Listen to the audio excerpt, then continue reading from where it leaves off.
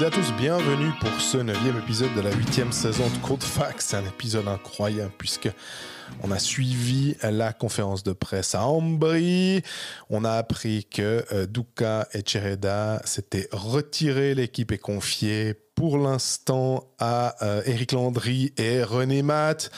Le président Lombardi a aussi remis sa démission au niveau du conseil d'administration. Bref, beaucoup de choses du côté de la Levantine. Et puis évidemment, il y avait eu aussi l'engagement d'Heinz Sellers à la suite du limogeage de Jussi Tapola. On va en parler. Et évidemment, un autre gros morceau, c'est Yorick Trey qui a été renvoyé. Et pour l'instant, c'est Ville Peltonen à titre intérimaire qui reprend l'équipe.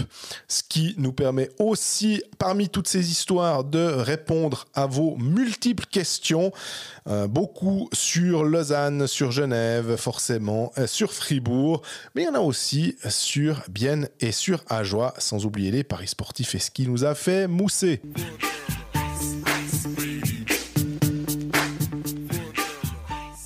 Salut Greg. Salut Jean-Fred. Je suis heureux aujourd'hui. Il y a tellement de choses à dire que je sais pas comment on va faire pour tout caser. On se demande même pas si on va bien, mais je crois qu'on va pas mal. Je crois qu'en cette période, quand c'est les feux d'artifice aux quatre coins de la Suisse, on est assez content. Quatre coins de la Suisse, c'est le cas de le dire. On avait un épisode ultra dense avec des tas de questions. Exactement, vous avez demandé, c'était la mauvaise idée de nous poser vos questions. On s'est dit peut-être qu'on n'aura pas assez de matière cette semaine. Et avant de passer aux 5 clubs romans, parce qu'on va parler un petit peu de tout le monde, je te propose un début d'épisode un tout petit peu spécial.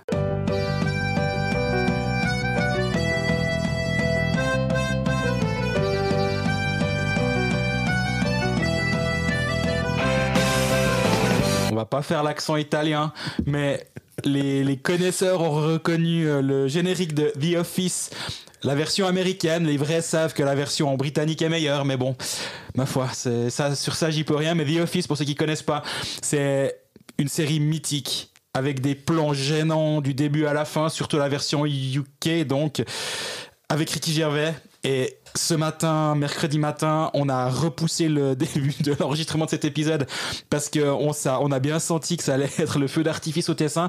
Et dans mes rêves les plus fous de journaliste, j'aurais pas imaginé de voir 3 personnes s'envoyer des scuds pendant 30 minutes à une table entre Filippo Lombardi, président qui a remis son mandat du HC Ambri-Piotta, Paolo Duka, sanguin directeur sportif, et quand je dis sanguin, c'est un euphémisme, et le très calme Luca Chereda, qui s'est pas privé aussi d'envoyer 2-3 scuds. C'était de l'entertainment comme on l'aime. Ouais, du gros skino. C'est dommage, on n'a pas c'est là aussi où l'allemand est tellement fort. Nous, on n'a rien à... En français, on peut pas sortir quelque chose comme ça. Mais Luca Chereda, un peu ce côté professeur d'université, avec ses petites lunettes, en train de dire oui, non, je ne suis pas d'accord avec ça. Et tout, c'était... T'as extrêmement bien relaté les différences entre de ce qu'on ressentait entre des gens, et à la fin même, il y a eu un moment où passe d'armes, appelons ça une passe d'armes. Là, je lavais le linge sale en disant non, mais toi t'as dit ça, non, mais moi j'ai pas dit ça. C'était incroyable. Et donc le contexte de tout ce merdier, parce qu'on va appeler ça du merdier, désolé pour ceux qui n'aiment pas le langage un peu châtié, mais là j'ai rien d'autre à dire. Contexte, Ambry vit une crise pas sans précédent parce qu'un club de 88 ans a vécu 2-3 crises, donc allons pas trop loin dans les termes, mais vit une crise sportive. Mardi passé, Ambry était dernier, donc voilà, ils ont été gagnés le derby à Lugano, ça a ramené le calme très momentanément visiblement vers la Gottardo Arena. Perdu des matchs ce week-end en catimini. Filippo Lombardi, président ultra puissant, politicien bien connu du Tessin, a rencontré Christian Dubé en cachette. Une erreur selon lui, visiblement, d'avoir agi de la sorte dans le dos. Il parlait de sondage, sondage en italien. Exactement, comme ça. Il a sondé Christian Dubé dans un meeting, mais ça c'est su, ça a été publié. Et du coup, Paolo Duka et Luca Chereda, qui sont en poste depuis 2017, l'ont pas franchement bien pris parce qu'ils ont dit nous on a cherché le dialogue, on a voulu trouver des solutions, on a même dit que s'ils voulaient changer d'entraîneur il fallait pas hésiter à leur en parler, mais ils ont fait ça dans leur dos. Le conseil d'administration a envoyé Filippo Lombardi parler à Christian Dubé dans le dos des gens en place depuis 2017. Évidemment ça a pas bien passé, on peut que comprendre la situation. S'en est suivi une invitation aux médias à 7h30 en urgence, manifestement. Premier réflexe, quand tu reçois une invitation pour une conférence de presse à 10h30, tu te dis Google Maps, maison vers Ambri-Piotta, combien de temps? 4 heures. Je me suis dit, j'arriverai à 11h30, ça va pas servir à grand chose.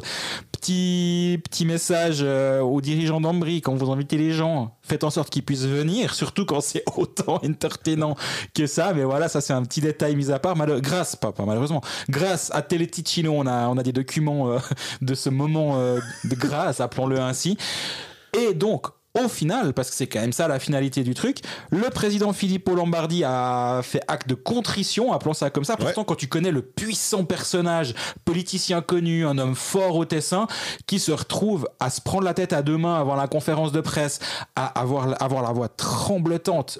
Alors, j'ai pas souvent vu Lombardi parler, mais je l'ai quand même côtoyé quelques fois. C'est un homme qui a un certain aplomb, qui a une stature, qui a l'habitude de parler en public. Là, il était décomposé. Il a remis son mandat au conseil d'administration. J'ai aucune information, mais spoiler, ils vont lui dire non, mais Filippo, il faut rester. Mais ça, j'en sais rien. Hein. Peut-être qu'à 17h, quand cet épisode sortira, ça c'est vraiment à chaud, mais ça c'est mon sentiment du moment. C'est le même sentiment. Parce qu'il y a trop de. Il représente trop le. C'est lui qui a construit la patinoire. Il est trop puissant, mais il remet sa démission. Enfin, il remet son mandat. Voilà. Sa démission. Il remet son mandat au conseil d'administration qui va lui dire, je pense, mais laissons-nous surprendre. Surtout que les surprises, on en a plein ces temps. Paolo Duca prend ensuite la parole. Body language, j'adore regarder ça, surtout qu'on va pas se mentir.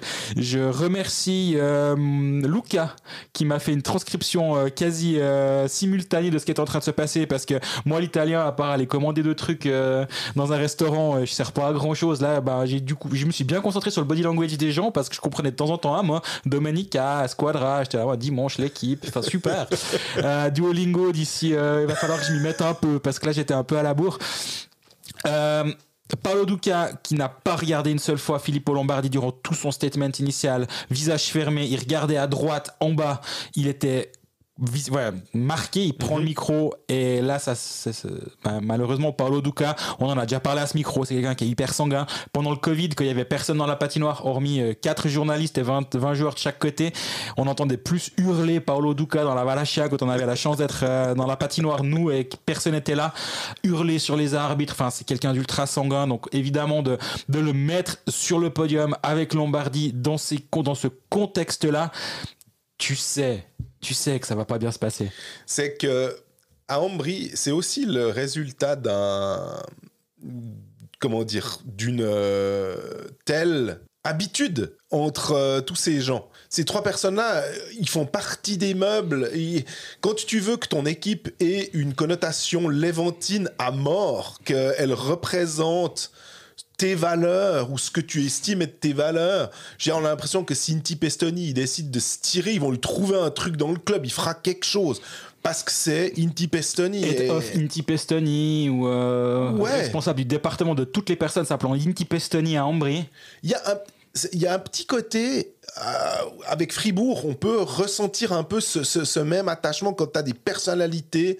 On l'a vu aussi, Lombardi qui n'hésitait pas à dévoiler ce que pourrait coûter l'engagement de Michael Fora. On ne sait pas si les chiffres sont exacts, mais disons que quand tu dis des fois que certains chiffres sortis dans la presse, pas toujours exacts parce que ça peut profiter à quelqu'un. Là, en tout cas, quand Lombardi dit pour 7 ans ça coûterait tant, on se dit ça doit peut-être être pas si faux que ça. Mais pour dire, il y a une telle emprise léventine là-bas que ça peut que mal se passer. À un moment donné, on en revient quand même toujours à la même chose. Oui, c'est bien gentil, on fait revenir les Fribourgeois à Fribourg, les Tessinois au Tessin, les Zurichois à Zurich, ou j'en sais rien quoi. Au bout d'un moment, les gens, ils sont d'accord de payer pour du spectacle. Alors là ils auraient pu cette conférence de presse, à part ça, et tu remplis la Valachia, la Gotardo Sud Arena, et puis tu te fais un petit bénéfice au passage. Mais bon, bref, et ils ont pas été assez bons au niveau marketing, là, Ambri, je pense.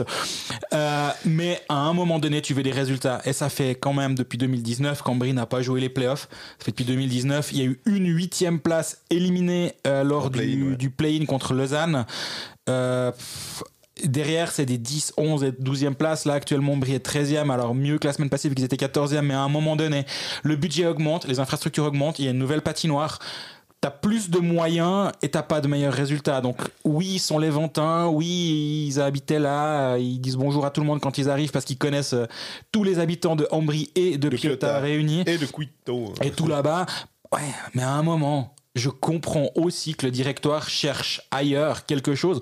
Maintenant, la levée de bouclier, la trahison, etc. Moi, j'ai aussi l'impression, à un moment donné, que on en voudrait presque aux dirigeants de ne pas avoir réfléchi à la suite. Si admettons qu'ils décident de se séparer de Duka et Chereda mardi matin et qu'ils disent bon alors écoutez, on a décidé ce matin à 8h30, aucune idée, on sait pas, on va voir, hein, on se revoit dans 3-4 semaines. Non mais sérieusement. Entre-temps, on confie l'équipe à Éric Landry et René Matt, parce que c'est ce qui se passe, il y a l'intérim, mais tu vois bien que normalement, ils veulent quelqu'un pour chapeauter tout ça aussi. Exactement. Et en parlant de chapeau, moi je serais plutôt allé sur les casquettes du coup, et les 2 casquettes sont donc à disposition. Il y a un nom qui est sorti dans la presse et il n'est pas sorti par hasard dans la presse, c'est Christian Dubé. Dubé qui était en contact très avancé avec Berne. Finalement, c'était lui ou Hein Sellers. Hein Sellers a été choisi. Christian Dubé est sur le marché. Il pourrait tout à fait faire les deux parce qu'il l'a fait à Fribourg. Donc, si Ambry doit chercher une solution à court terme, à moyen terme, il peut tout à fait l'être. Maintenant, on va pas aller trop loin sur cette question de Dubé ou pas, parce qu'au moment où l'épisode sortira, si ça se trouve, on aura déjà la réponse, et j'ai l'impression qu'on va un petit peu partir dans des discussions sur qui sont infertiles. On a déjà fait 10 minutes sur Ambry. Je pense que ça valait la peine. Hein. Moi, on aurait pu faire un épisode entier sur ce moment, mais je te propose qu'on revienne un peu de ce côté-ci des Alpes. Alors, c'est assez marrant... Parce qu'on a vu une question, tu parlais de Dubé à Ambry, hein, et on avait une question qui est venue hier, vers 6h30. C'était de Richard Gruet qui nous dit Dubé à Ambry, vraiment réalisable. Et puis là, il vient de nous envoyer un message maintenant. Alors, comme on a commencé l'enregistrement un peu plus tard, bah, ça tombe bien. Autre question, est-ce que Ambry risque la faillite ? Disons que je trouve un peu extrême sur le coup. Je vois pas pourquoi Ambry risquerait la faillite. J'ai l'impression. D'ailleurs, il n'y avait pas une. Est-ce qu'ils n'étaient pas en train de faire une augmentation ou sous-entendre une potentielle augmentation de capital ? Je suis incapable de répondre à cette question. Il me semble que j'ai vu ça dernièrement, mais toujours est-il qu'on va pas se lancer, tu disais, hein, dans des histoires comme ça. On parle de quoi ? Est-ce qu'on profite d'enchaîner avec Hein Sellers à Berne ? Allez, c'est parti.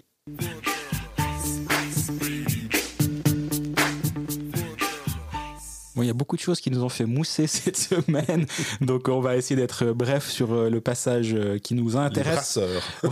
Mais avant de commencer, on voulait remercier toutes les personnes qui ont pris et commandé nos packs de bière que nous avons vendus en collaboration avec Dr Yaps. Tout est vendu, donc désolé pour ceux qui souhaitaient encore en faire l'acquisition, et on a essayé de relancer un petit brassage, mais malheureusement tout est brassé, tout est vendu, tout n'est pas encore bu visiblement. Pour ceux qui ont déjà reçu, merci, j'espère que la livraison vous a plu. Pour ceux qui n'ont encore pas reçu, c'est que vous étiez juste un tout petit peu moins loin, un peu moins proche de chez nous, mais ça va suivre, vous inquiétez pas, la commande sera évidemment respectée, donc merci à vous. Avant de passer sur ce segment, encore un petit événement. 4 novembre, Montanas Bar à Lausanne. Nous avons un épisode en direct dans ce bar qui est tout à fait chouette, tout près de la place Saint-François à Lausanne. On est en train de bricoler un casting d'invités. On verra ce que nous pourrons réussir à faire.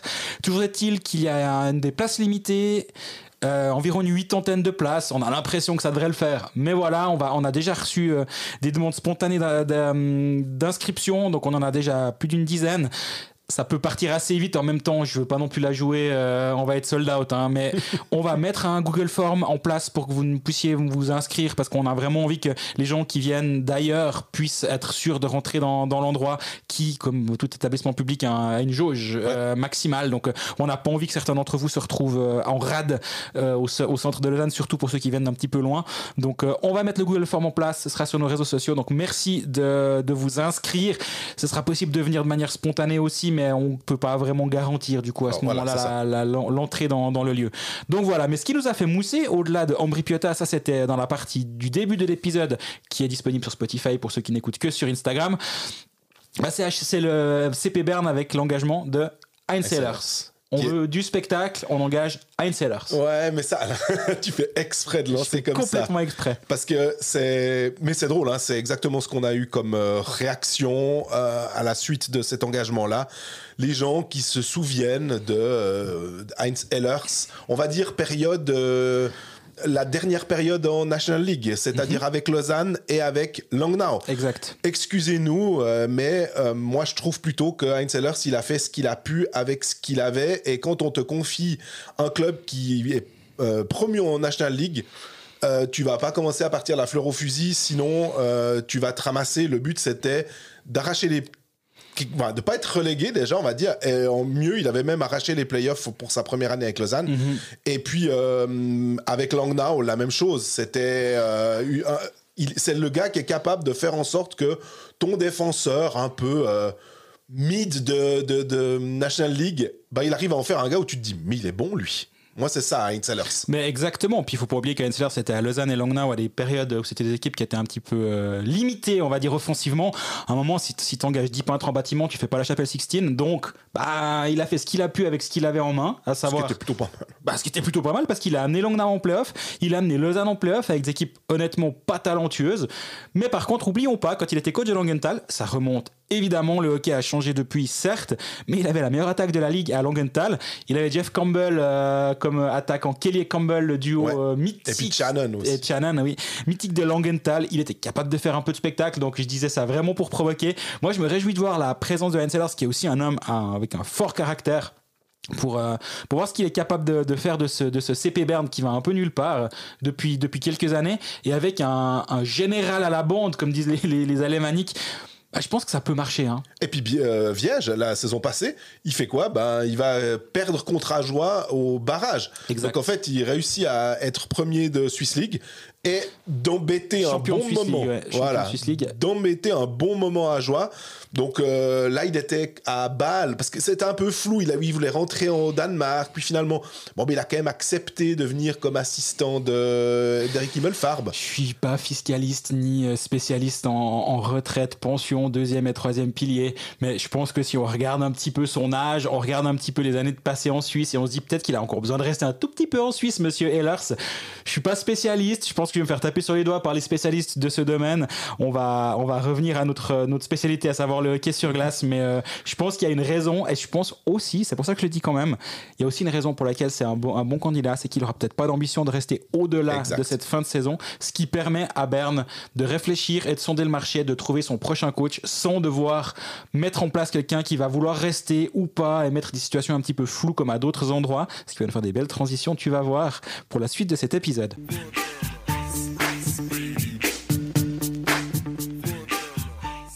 Bon, on continue le tour de Suisse des licenciements ou des départs des coachs, etc. Et ce qui devait être le début de notre épisode à la base ne l'est pas vraiment, parce qu'on a préféré passer d'abord par Ambry, puis vu que sur le retour d'Ambry, passer par Berne pour aller à Genève, ça me semble assez logique. License to kill, j'ai envie de...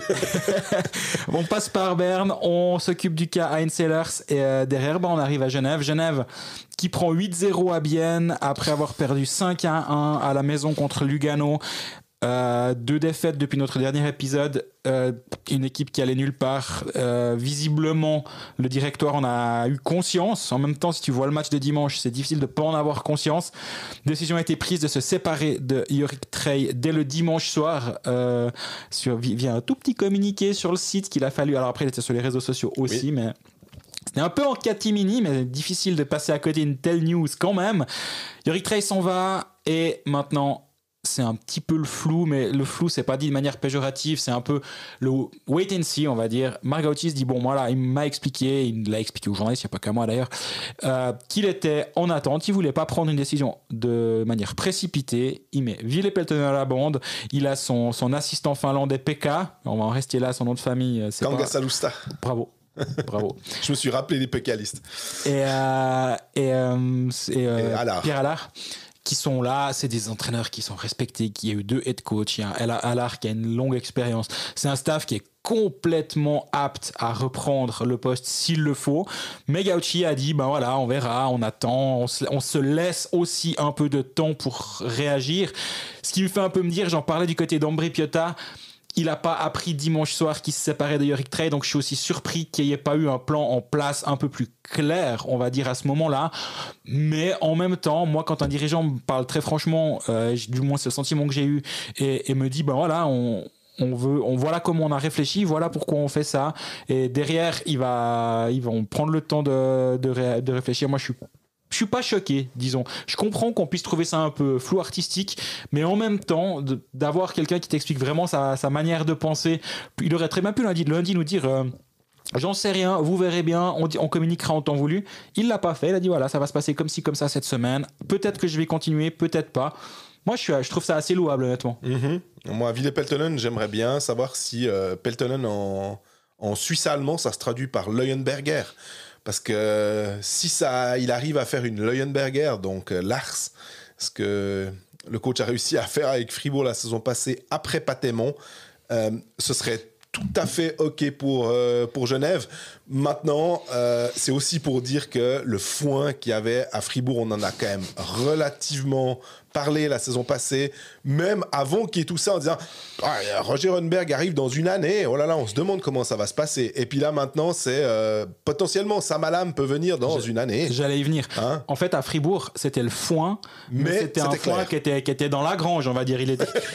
Il était sous contrôle, ton foin. Là, le foin, il est encore dans le pré. Et on ne sait pas trop si le vent va l'envoyer paître. Bon, ça fait vraiment beaucoup de trucs avec les animaux. Là, mais bref. Ouais. Non, mais on ne sait pas. Il y a un flou artistique autour de la venue de Sam Allam à Genève. Genève n'a pas communiqué clairement là autour.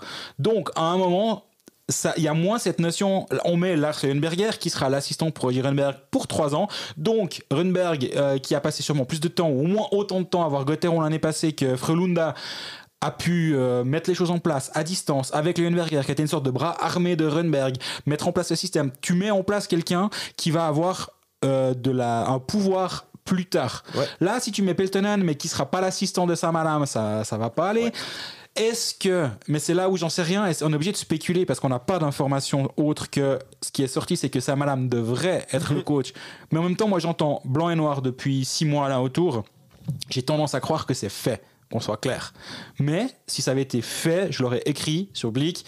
Ça a été spéculé ailleurs. Et moi, je pars toujours du principe que si quelqu'un d'autre spécule, je vais pas ramener une couche de spéculation par-dessus. Soit j'ai l'info et je l'écris, c'est fait, voilà, Sam Allam va venir. Soit on attend, puis la spéculation existe, on a le droit d'en parler, mais moi, je vais pas rethématiser ça.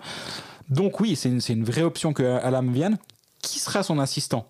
Est-ce que justement, Marc Gauchi est en train de chercher ou de voir... Il viendrait pas avec son staff ? Justement, mais qui viendrait avec Allam qui est sélectionneur de l'équipe de Suède. Ouais. On sait que souvent l'assistant, ça arrive que l'assistant prenne la place de Ed quand le head s'en va, parce qu'il y a une sorte de connaissance institutionnelle qui fait qu'il y a une continuité, etc. dans une sélection nationale. Donc, est-ce que Sam Allam ne sait pas encore qui sera son assistant et que c'est ce qui est en train de se passer en ce moment, c'est qu'on cherche l'assistant de Sam Allam pour venir le poser en poste en disant ce qui s'est passé à Fribourg, on a bien aimé voir la fin de saison. C'est possible. Mais alors là, par contre, c'est que de la spéculation. Je n'ai pas d'informations. Mais si on me dit dans 3 jours, on a signé machin jusqu'à la fin de saison. D'ailleurs, il sera encore là avec Sam Allam qui, on communique parce qu'on doit communiquer. Peut-être que c'est plus simple et sain aussi que d'avoir cette situation-là. Et du coup, à ce moment-là, on dirait, on comprend aussi pourquoi Peltonen a été mis en place de manière un peu temporaire ici. Et voilà, ça ferait totalement sens, mais ça, c'est juste de la spéculation. Moi, j'ai une question parce que donc Peltonen, on rappelle, il n'est pas assistant, il est associate coach, donc coach associé selon l'organigramme de Genève Servette. Mm-hmm. Donc c'est un poste un peu hybride à la fois. On a l'impression qu'il a plus de pouvoir qu'un assistant, mais qu'il n'est quand même pas le coach. C'est assez spécial. Et puis j'ai une question aussi. Qu'est-ce que tu penses? Là, on parlait de Berne aussi dans la capsule. Est-ce qu'un sélectionneur national comme Patrick Fischer, qui va arriver après avoir fait ses Jeux Olympiques encore à Turin avec ses gars de NHL et le championnat du monde en Suisse, Est-ce qu'à un moment, il se dit pas, bon, bah, moi, j'ai quand même envie de reprendre un job au jour le jour, plutôt que de voir un peu mes types comme ça. Et là, l'équipe de Suisse pourrait être entre de bonnes mains avec un Yann Cadieux, par exemple, et Luca Cereda qui est aussi disponible finalement qui est dans le giron de l'équipe de Suisse. Mais là, on est parti, là, on a fait un chemin de traverse. J'ai l'impression qu'on allait d'un point A à un point B pour même passer par le V ou le F de Fischer. Mais je pense qu'il y a déjà assez de spéculation autour de Genève. Je te propose qu'on remette le curseur là sur Genève Servette. Genève qui va pas bien, qui a l'air d'aller nulle part depuis le début de saison. Et des fois, qui a l'air d'aller quelque part. C'est ça qui est très ambigu dans cette équipe de Genève Servette, parce qu'il y a eu des bons matchs, il y a eu des matchs solides. Panne de GPS de temps en temps. En fait. Vraiment, il y a eu des catastrophes absolues. Alors à Bienne, c'était honnêtement pire que le 11-0 à Lausanne, parce qu'à Lausanne, t'as l'impression que c'était un soir comme ça. En plus, quand t'es dans une patinoire comme celle de la Vaudoise Arena avec une équipe de Lausanne en pleine bourre, j'ai l'impression que t'as un aspect rouleau compresseur à Lausanne que je ressens moins fréquemment du côté de Bienne. Mais voilà, il s'est passé ce qui s'est passé, une pluie de buts dans le deuxième tiers, une équipe qui emmène pas large sur la glace, et moi je comprends complètement qu'on en soit arrivé à ça. Mais maintenant, sur le papier, ça reste une équipe qui a un immense potentiel, qui a un contingent qui est pléthorique, qui a des défenseurs internationaux, qui a engagé le meilleur gardien de la saison dernière, avec un backup qui a été MVP de playoff par le passé. T'as un Saeri Hervik qui est un des meilleurs défenseurs offensifs de la ligue. Sur le papier, j'arrive pas à me dire que cette équipe peut pas faire mieux que ça. Maintenant, il faut relativiser un peu. Parce qu'on dit Gauthieron, bon début de saison, puis là, on parle de Genève comme si c'était le fiasco, il y a qu'un point d'écart entre les deux. Donc, en fait, la situation de Genève, elle est assez optimale, parce qu'ils ont quand même réussi à engranger des points. Oui. Par rapport au foin, on en revient à engranger des points. Et malgré ça, on voit qu'il y a des grosses failles, mais c'est pas l'urgence au classement. Et finalement, est-ce que c'était pas le meilleur moment pour se séparer du Rectail en disant on se rend compte que à long terme, on voit pas cette équipe aller plus loin. Moi, j'ai l'impression qu'il y avait une cassure entre le vestiaire et Yorick Trey. Et je mets la faute sur personne, ni sur le coach, ni sur l'équipe. Est-ce que Tapola, ce serait aussi un peu du même acabit ? Je pense, c'est ce que je ressens, mais j'ai moins de certitude. Là où à Genève, j'en ai une. Là, je pense quand même qu'il y avait un problème de système de jeu qui n'était pas accepté par l'équipe, qui ne voulait pas jouer ça. Et à un moment donné, tu peux pas uniquement blâmer les joueurs ou le coach. Pour moi, c'est un peu les deux. Bien sûr, le coach a sa part de responsabilité, mais quand je lis, en gros, dès qu'il y avait une défaite, c'était grâce aux joueurs. Dès qu'il y avait des défaites, c'était très nul, on recevait des messages et tout. À un moment, c'est peut-être juste aussi que Trey voulait jouer d'une façon, l'équipe n'aimait pas jouer de cette façon, et à un moment donné, il fallait que quelqu'un fasse un pas dans la direction de l'autre. Et dans ce cas-là, c'est toujours la même chose. Si c'est plus facile qu'une personne fasse un pas dans une direction que 25 se disent bon non mais alors maintenant on va jouer comme ça même si on n'aime pas, même si on n'est pas à l'aise, même si ça nous convient pas, nous on fait tous un pas dans cette direction. Non, à un moment c'est aussi au coach de trouver une façon de jouer qui permet à son équipe de performer. Il a du matériel en main. Ah ouais. Mais le problème, c'est que t'as un marteau, tu vas pas visser avec. J'ai l'impression que Trey s'est entêté dans sa direction. Et maintenant, la question qui se pose du côté de Genève, et c'est peut-être aussi pour ça qu'il y a un flou artistique, c'est est-ce que Ville Peltonen va être d'accord, capable ou avoir envie de jouer différemment parce qu'il faisait partie de ce staff à un moment. Là, on a décapité le staff, certes, mais il était quand même dans le staff. Pekka était aussi là. Pierre, on va appeler le prénom de tout le monde, que ça va être beaucoup plus simple, même si Allard, c'est un poil plus simple, était aussi présent. Donc finalement, si tu fais avec le même staff, tu veux continuer la même chose, mais différemment, je me demande si ça peut fonctionner. Et c'est aussi là, du coup, toute la question de cette transition. Et est-ce que il doit y avoir des discussions là autour, de dire, parce que de ce que je sais, il y a eu des discussions entre les joueurs, le coach, le directoire sur cette notion de système de jeu qui ne convient pas. Donc, moi, j'entends que maintenant, il faille un petit peu de temps pour redresser la barre, pour que, est-ce qu'on arrive à trouver une direction dans laquelle on veut tous aller ? Parce que Ville Peltonen, on se rappelle quand même que quand il est à Lausanne, à un moment, il y avait des critiques sur un jeu très défensif. C'était qu'en zone neutre, c'était assez bouché. Donc, si on attend aussi un petit peu du spectacle, parce que je pense que quand t'as Puljujärvi, quand t'as Maninen, quand t'as Granlund, et quand tu vois le contingent général de Genève Servette, tu t'attends à avoir des victoires, ok, mais c'est surtout d'avoir du jeu, d'avoir un peu de plaisir, d'aller au Vernet. Et même si pendant la période de Chris Maxwell, il y a eu des années où c'était un peu plus chiant, mais il gagnait. Donc, contexte aussi. Je pense que si on avait donné à Chris Maxwell une équipe avec Artie Cannon, Omar et Tom Ernest, il aurait peut-être pas joué les bûcherons comme il l'a fait de temps en temps avec certaines équipes. Absolument. Mais c'est clair qu'en plus, le jeu sous Cadieux était... en tout cas, quand Genève réussit à être champion, il y avait des buts, il y avait quelque chose. Donc, c'est un peu toujours la même chose avec ces clubs. C'est exactement la même chose à Berne.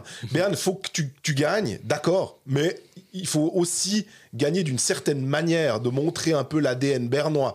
Donc, je me demande comment ça va se passer avec Peltonen, si les joueurs sont assez intelligents pour dire « Ok, bon, bah là, on a eu un peu ce qu'on voulait, mais on espère aussi que de la part du staff, ils se rendent compte que on veut faire différemment, et on a beaucoup de joueurs finlandais avec un entraîneur finlandais aussi du côté de Genève. Donc les étrangers pourront pas non plus se plaindre. Je sais pas si c'était le cas en l'occurrence, mais qu'ils n'ont pas un entraîneur qui peuvent après moi si je me retrouve au Canada avec un collègue suisse, je pourrais pas le blairer quand même si c'est quelqu'un avec qui j'ai pas envie de m'entendre, en disant le passeport n'est pas gage d'une entente absolue. On est bien, enfin ça me semble être logique pour toi aussi, hein. Après Puljujarvi, j'en avais parlé avec lui, a une très haute estime de Ville Peltonen. Il a été junior, il était junior. En tant que gamin, il a une photo de lui avec Ville Peltonen qui était un peu l'idole au pays, parce que c'est quand même, la Finlande a une histoire de grands joueurs que la Suisse n'a peut-être pas forcément, mais Ville, ça reste un grand joueur finlandais. Marcus Granlund a joué avec lui, sauf faire au tout début de sa carrière, ou du moins dans le mouvement junior, il était dans la première équipe. Donc, il y a aussi un passé. Maninen, je crois qu'il n'y a rien de tel, mais il y a un passé entre. Et donc, finalement, l'aspect idole, c'est un trop grand mot, mais modèle ou joueur. Un gros respect aussi. Exactement. Ça peut clairement aider. Maintenant, pour moi, ça doit passer par un changement global de façon de jouer et d'implication. Et je dis pas que les joueurs n'étaient pas impliqués, mais à un moment, et on en parlait sous le plateau des pécalistes avec Geoffrey, je pense qu'on dit la même chose avec des mots différents. Lui, il le dit d'un point de vue d'ancien joueur qui sait que quand il va sur la glace, il va pour pas se faire... Si tu vas à 20% sur la glace, tu vas te faire mal, en gros. Et moi, je dis oui, mais on voit aussi qu'à un moment, il n'adhérait plus au discours du coach, et donc il faisait plus les petits efforts. Et je pense qu'on est les deux d'accord avec le même sentiment, mais moi je suis depuis la tribune, et lui c'est le joueur qui allait sur la glace avec un coach qu'il aimait peut-être à une époque dans sa carrière pas, et finalement on voyait que cette équipe ne voulait plus jouer pour Jorick Trey. Ça veut pas dire qu'ils ont fait exprès de marquer contre leur camp pour marquer pour encaisser, on est bien d'accord. Tu te souviens, c'était l'interview qu'on avait fait avec Andrei Bikov à l'époque, et il disait qu'il était fan, si je dis pas de bêtises, de Manchester United, et que même lui aussi disait non mais c'est pas possible, il doit jouer contre le coach, lui-même sportif de haut niveau, qui se disait on lui parlait, c'était quel entraîneur à Fribourg à l'époque où on se posait la question, est-ce que c'était Mark French? Peut-être. En tout cas c'était Kosman. Peut-être Kosman, mais en tout cas il y avait cette question de jouer contre le coach, et déjà à cette époque c'était la deuxième année qu'on faisait Colfax, on était là et non. Et on vous avait demandé s'il y avait des questions évidemment sur Genève, on en a eu bien quelques-unes. Je pense qu'on a déjà pris certaines thématiques dans ce qu'on vient de dire là autour évidemment, mais je te propose qu'on passe à une question ou l'autre. C'est la question de Jérôme Mélan qui nous a répondu sur Instagram. Bonjour, déjà merci beaucoup pour votre podcast, je suis fan de hockey, vive le hockey roman qui se porte bien ces dernières années. Pensez-vous que Genève pourra vraiment se relever de ces deux claques, il met les guillemets, et finir dans le top 6? Ça serait vraiment bien, on pourrait avoir un Lausanne, Fribourg, Genève dans les 6. Merci pour votre réponse, salutations Jérôme. Merci Jérôme, à 100%. Je suis à 100% convaincu que Genève peut se relever de ces deux claques.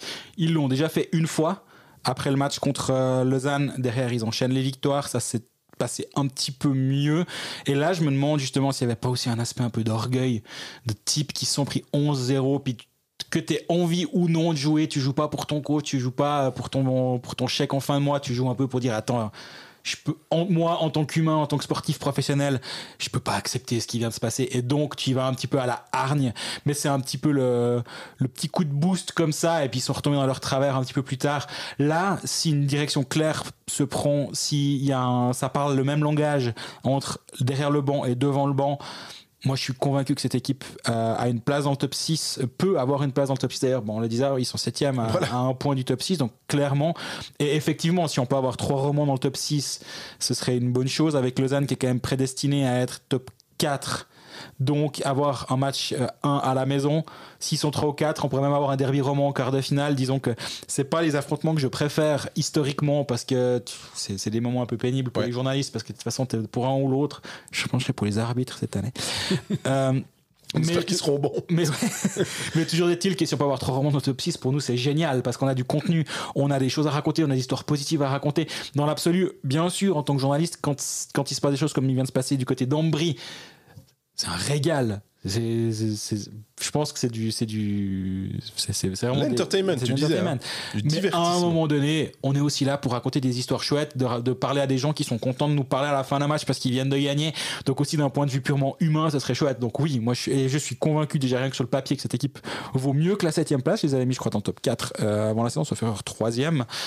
Et je pense toujours que c'est envisageable. Ouais, pareil, je pense que tu le disais bien, avec un point de retard sur la 6e place. Il n'y a pas de raison de commencer à s'exciter. Surtout qu'ils l'ont fait assez tôt en se disant là, on n'aime pas la direction que ça prend et on y va. Mais je suis quand même étonné. Ce sera peut-être une forme de...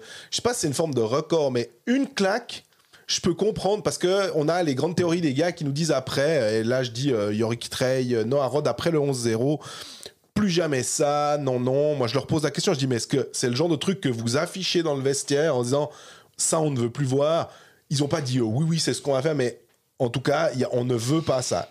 Et d'avoir derrière, de nouveau, un trou d'air, parce qu'après le 11-0, il y a 3 victoires, il y a 9 points. Et on se félicite d'ailleurs de ne pas avoir hurlé au loup à ce moment-là, en se disant, ben voilà, vous voyez que c'est quand même possible. Ben, il se trouve que on a eu tort. Je sais pas si on a eu tort, mais le jour même, tout le monde voulait virer Trey. Et puis nous, on a dit, mais attendez les gars, calmons-nous un peu. Ben, à force de constater que 3 semaines après, le constat a été tiré par le directoire. Malheureusement, je pense qu'ils ont eu raison à ce moment-là, mais je pense qu'à 11-0, c'est ce que tu dis. C'était une anomalie, c'était un soir derrière, ils ont réussi à réagir. Mais là, de nouveau, 8-0, enfin... Je sais pas, je me demande à quel sera l'impact, parce que j'essaie de replonger dans la mémoire et puis dans l'histoire du championnat de Suisse et de me rappeler quelle équipe a subi 2 grosses défaites comme ça et s'en est relevée sans aucun souci. Je me demande si ça trahit pas quand même quelque chose au plus profond du club, mais ça en fait c'est l'avenir qui nous dira. Comment ça va se passer. On a une autre question. Là aussi, je vais les lire. On a peut-être déjà un peu répondu. Hein. Donc, c'est Johan Ribi qui dit « Bonsoir, messieurs. J'ai eu le plaisir de me boire 2 icebreakers. Elles étaient nickel et amenaient un peu de douceur pour compenser l'amertume que me causait le jeu de Genève. Merci. Sinon, que dire de l'effet qui se coule du titre 2023 ? Parce que j'ai le sentiment qu'il y a eu un relâchement mental dans l'organisation et que plus rien ne va. Pourtant, l'effectif a été en bonne partie remanié. Un avis là-dessus ? Faut-il faire tabula rasa, dégager les cadres dégageables, entre guillemets, qui déçoivent soir après soir et engager des jeunes loups moins complets mais qui ont la bave aux lèvres?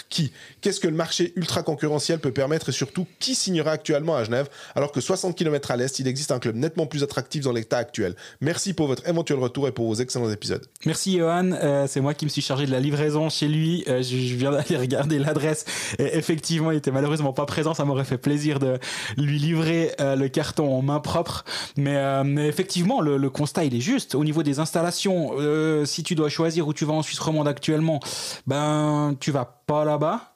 Il y a d'autres clubs, il a parlé d'un seul à l'Est, mais même actuellement, aujourd'hui, Bienne, Fribourg sont d'un point de vue structurel ou infrastructurel, je ne sais pas si on peut dire ça comme ça, plus attractifs. Après, au niveau du budget, des moyens financiers, Genève n'a rien à envier à personne, mais à un moment, tu vends aussi une expérience à un joueur, pas qu'aux fans, mais... Oui, actuellement, Genève souffre un petit peu de ça. Et rappelons-nous quand même qu'on parle un peu en mal aujourd'hui de Marco Miranda. Roger Carrère n'a pas l'air bien en ce moment, mais c'était 2 jeunes zurichois. Et justement, il parlait de jeunes qui ont la bave aux lèvres, qui avaient été engagés. Et c'est très juste. Et c'était ce genre de joueurs-là qui ont profité de venir en Suisse romande pour exploser et devenir des internationaux pour l'un et pour l'autre, parce qu'on oublie peut-être un petit peu avec son jeu actuel, Marco Miranda, c'était un international. Moi, je me rappelle même, honnêtement, un scout d'une franchise de NHL m'a dit « Aujourd'hui, je suis là pour voir Marco Miranda ». parce que c'est un joueur, oui, on va pas le mettre sur notre top 6, évidemment, en NHL. Par contre, avec son gabarit, avec son sens du jeu, avec sa vitesse, sur une 3 ou 4 en NHL, il ferait peut-être pas tâche, mais peut-être, il a pas dit, on va l'engager. Mais il a dit, je suis là pour lui. Parce que c'est quelqu'un avec qui je m'entends très bien. Et en général, les scouts, quand on les croise sur les tribunes de presse, si on a leur malheur de leur dire bonjour, ils nous disent pas grand-chose d'autre que bonjour. Mais là, c'est quelqu'un que je connais très bien et il me l'a expliqué un peu clairement. Donc, ces jeunes joueurs qui viennent en Suisse romande, on regarde maintenant à Fribourg avec Biasca et Jönsson, ces deux jeunes alémaniques qui sont venus exploser en Suisse romande. Et c'est vrai que Genève, on a eu Chanton, on a eu Schneller. Chanton, moi j'en attendais beaucoup cette saison.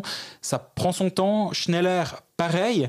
Donc ils existent, ces profils, mais finalement, devant, par exemple, il y a une telle densité de joueurs. Pourquoi tu re-signes Pouliot ? Moi, sur le moment, ça me choque pas dans l'absolu. Mais est-ce que les minutes que tu donnes à un Marc-Antoine Pouliot, si tu veux avoir une équipe avec une vraie hiérarchie, et ça, c'est un truc, vu qu'on parle de Lausanne grâce à Johan à ce moment-là, on parle souvent de la hiérarchie que met John Foose dans sa structure salariale. Ça ne veut pas dire qu'il va donner des cacahuètes aux gens de quatrième ligne. Ça veut juste dire que le joueur que tu imagines comme ailier de quatrième ligne, il va pas gagner plus que ton ailier de troisième ligne, et celui de 3 va pas gagner plus. C'est théorique, évidemment, sur une saison ça change. Mais typiquement, là maintenant tu te retrouves avec un Marc-Antoine Pouliot qui joue du powerplay de la quatrième ligne, qui vient des fois sur la 3. Est-ce que ces minutes-là, elles seraient pas mieux investies, entre guillemets, dans un jeune qui va pas te coûter plus cher que Pouliot, voire qui va te coûter sacrément moins cher que Pouliot, et tu t'amènes du sang neuf, t'amènes un peu plus de hargne justement dans cette équipe. C'est ce qu'ils avaient essayé avec un Verboen aussi, en envoyant Bertaggia. Il y avait eu un petit début de shift ou d'essayer de faire quelque chose de différent. Est-ce qu'ils peuvent refaire ça ? Il faut des partenaires pour un trade.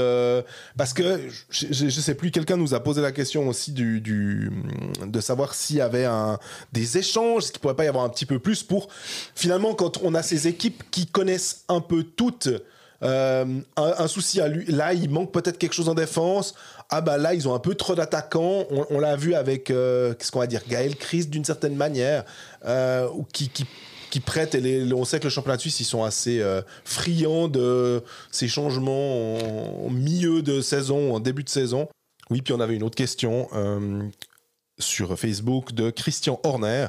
Trouvez-vous normal que Noah Rod ne soit pas suspendu après sa violente charge contre Bienne ?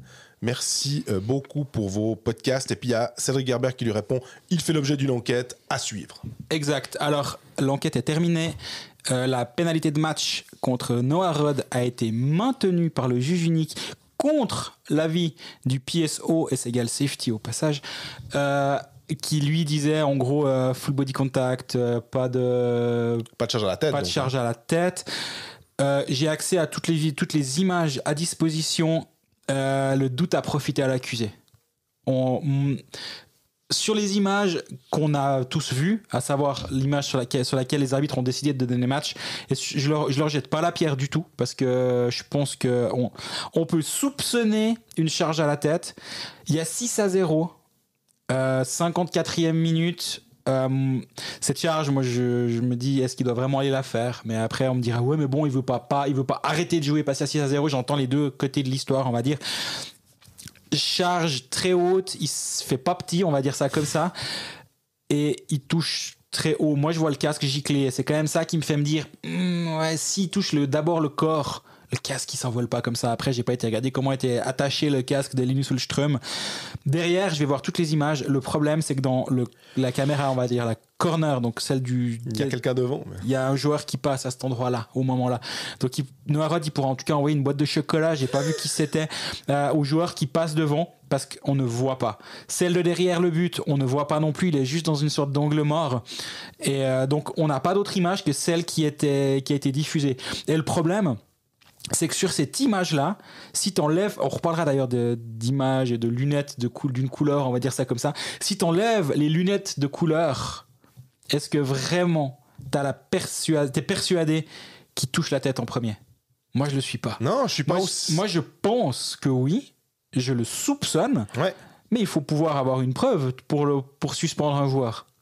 Et là, c'est ce qu'on disait. Finalement, les arbitres, ils ont la bonne décision de se dire, il y a un truc, mais est-ce qu'on peut vraiment aller... est-ce qu'on a une autre preuve de ce qu'on avance? On met 5, puis on va regarder, parce que là, c'était quand même assez violent, alors que des fois, c'est plus compliqué à mettre 5, parce que si t'as pas d'autre angle, puis t'es là, bon, ben, on est obligé de l'envoyer. Et on en parlera après du côté de Lausanne, justement. Le coup du « Ah, mais ils ont qu'à mettre 5 et aller voir les images ». Mais là, du coup, admettons qu'ils n'étaient pas sûrs, mais ils ont dit « Ouais, bon, on met 5, on va voir les images ». Puis il y a un gaillard qui passe devant la vidéo, donc l'angle corner, tu le vois pas. Derrière, t'es juste dans l'angle mort, donc t'as qu'une image. Et du coup, sur cette image-là, ils en ont plus pas la certitude qu'ils ne touchent pas la tête. Donc c'est call on the ice, donc sur la glace ils donnent 5e match, ils peuvent pas revenir en arrière. Et donc il faut faire très attention, je trouve, avec le yaka aller voir la vidéo. La vidéo, c'est pas la panacée. On va pas pouvoir à 100% avoir la réponse à la question qu'on va lui poser. Et donc si t'as pas la réponse, tu dois garder ton call on the ice. Donc aller voir la vidéo et revenir admettons, tu dis là, ben, c'est un 2 minutes, admettons. Ouais. Mais est-ce qu'on est sûr qu'il touche pas la tête? Non. Donc on garde. Donc c'est pour ça que c'est toujours difficile. La vidéo, c'est un appui très précieux, mais il faut savoir aussi qu'on peut pas l'utiliser à toutes les sauces et n'importe comment. Et c'est aussi pour ça que dans un cas comme ça, c'est assez compliqué.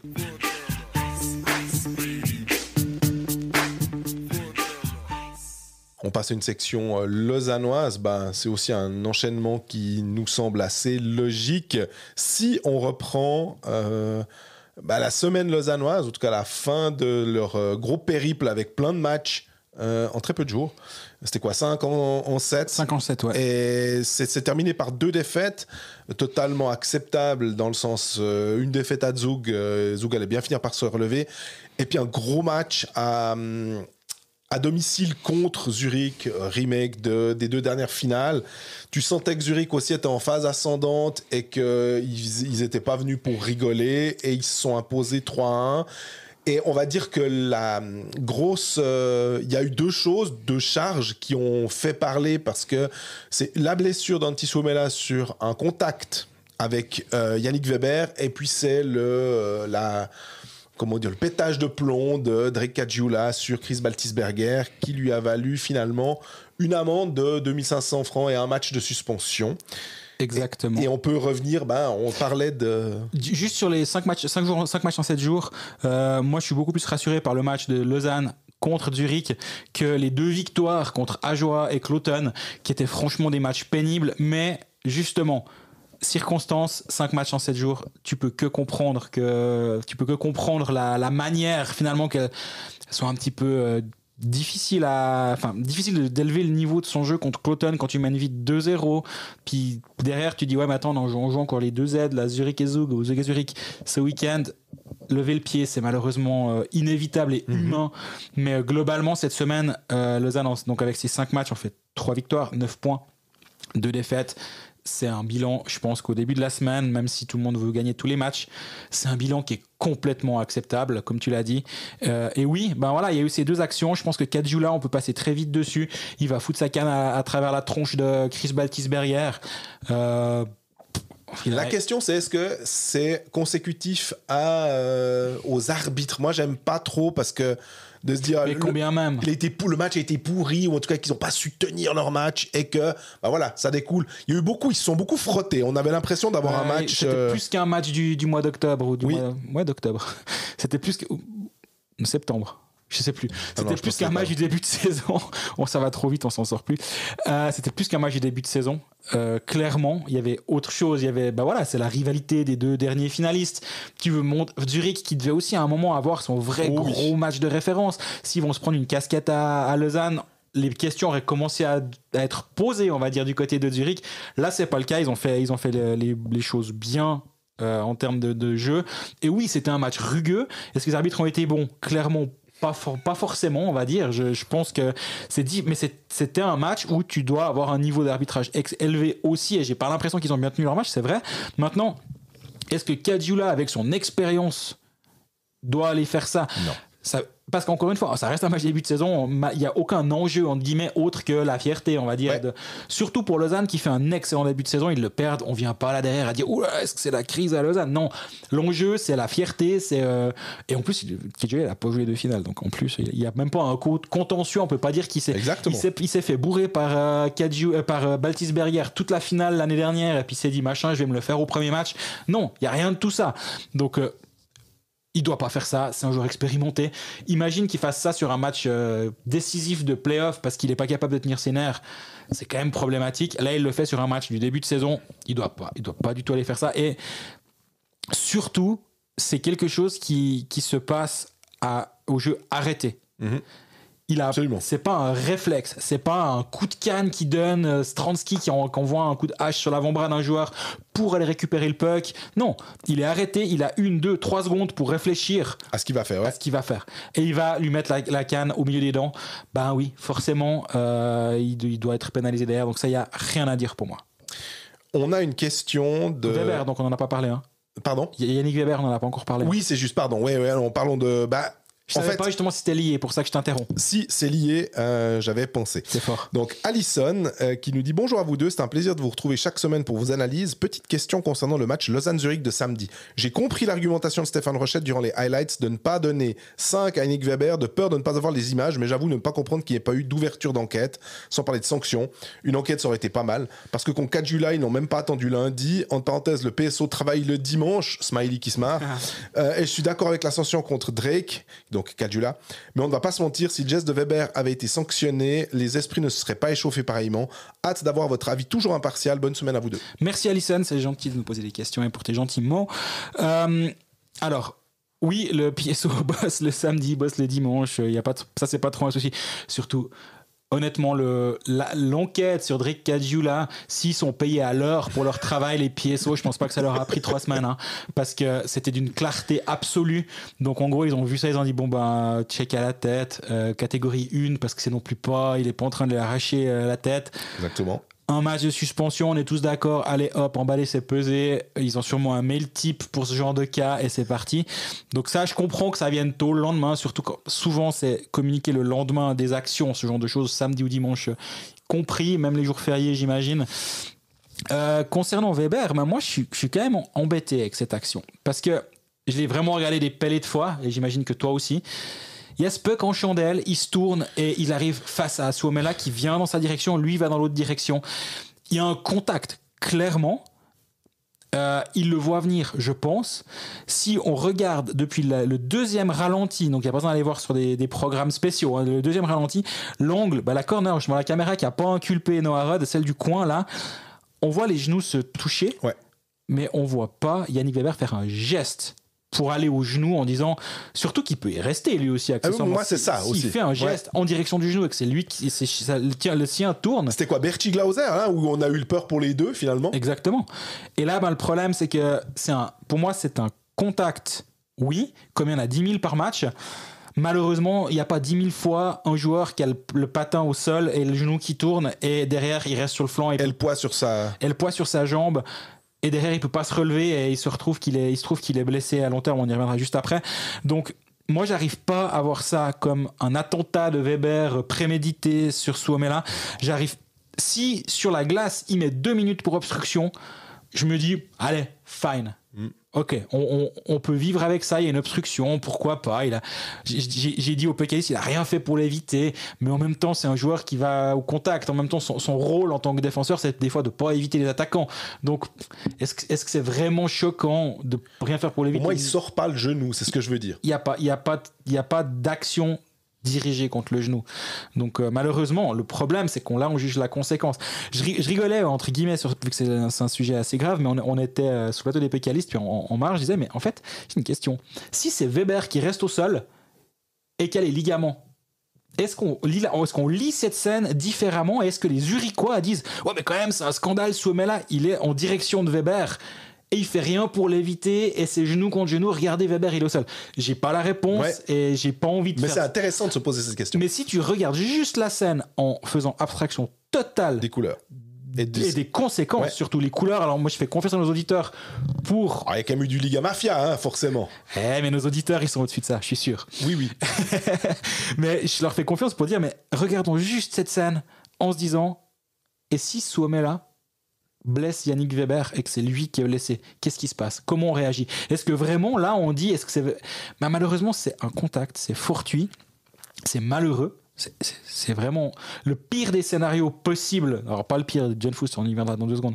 Mais sur cette séquence, le pire des scénarios, c'est quand même ça. C'est qu'un joueur se fasse le ligament. Et c'est ce qui semble être arrivé. En tout cas, il se fait mal au genou. Mais malheureusement, je pense qu'il n'y a rien à ouvrir une enquête là derrière. Et des discussions que j'ai eues même avec des gens du Lausanne HC, j'ai pas l'impression qu'ils ont voulu envoyer de vidéos parce que tu sais qu'à cet endroit-là, ça ne sert à rien, quoi. Ou alors, on me l'a pas dit et je me trompe, mais je crois vraiment pas.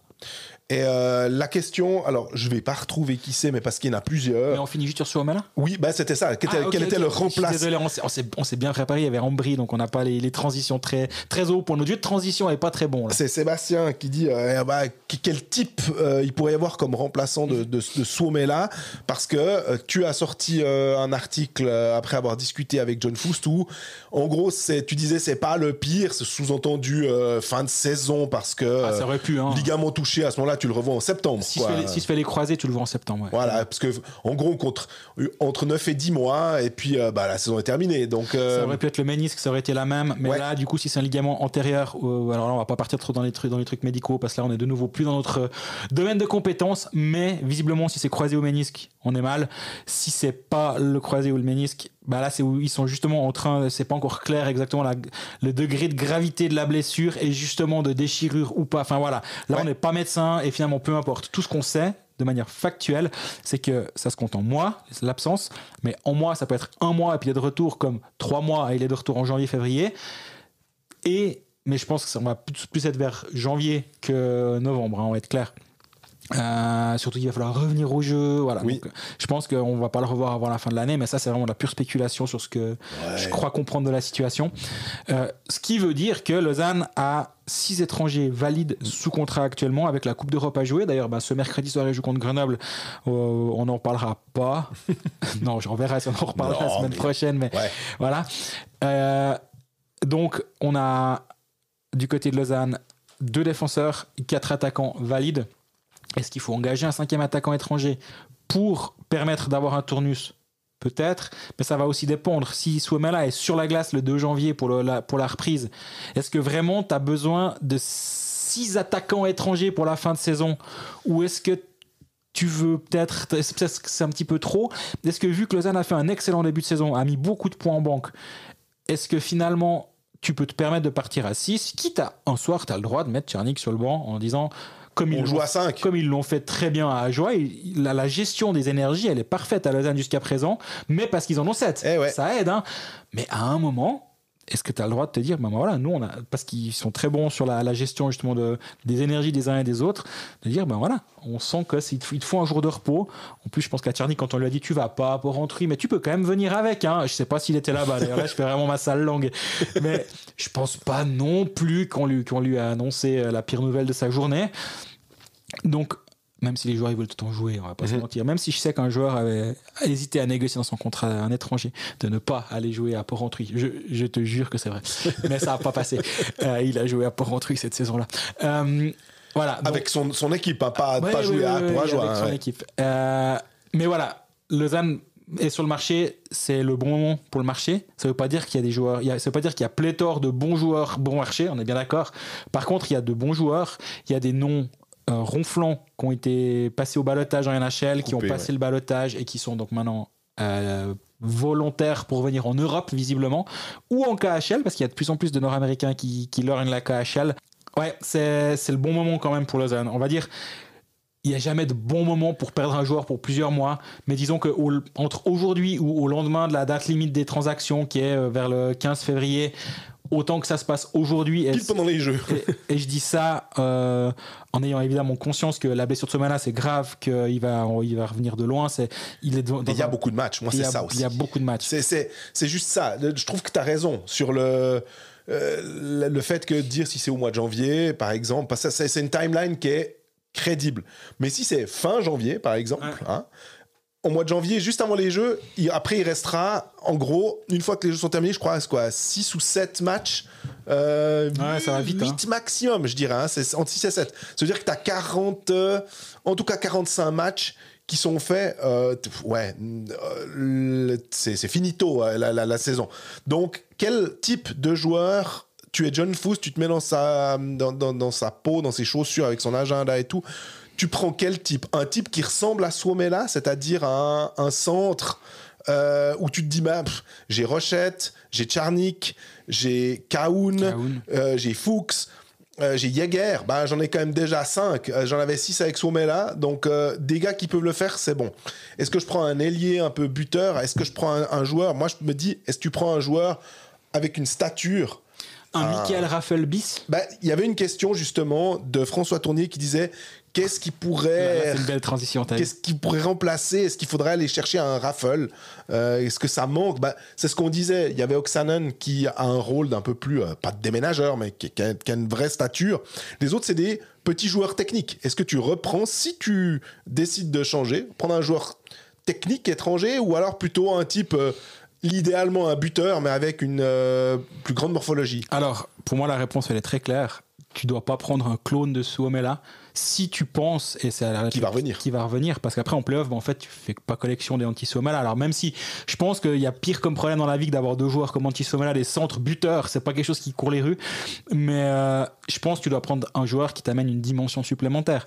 Ça peut aussi être un défenseur à vocation défensive. Si tu estimes que ton Sami Niku il pourrait y avoir autre chose qu'un Sami Niku qui amène une dimension différente pour moi, où Niku et Brännström sont assez pas unidimensionnels, c'est pas le bon mot, c'est pas le mot que je cherche, qui sont assez semblables. Ouais. Je cherchais des mots simples des fois plutôt que sur des mots compliqués.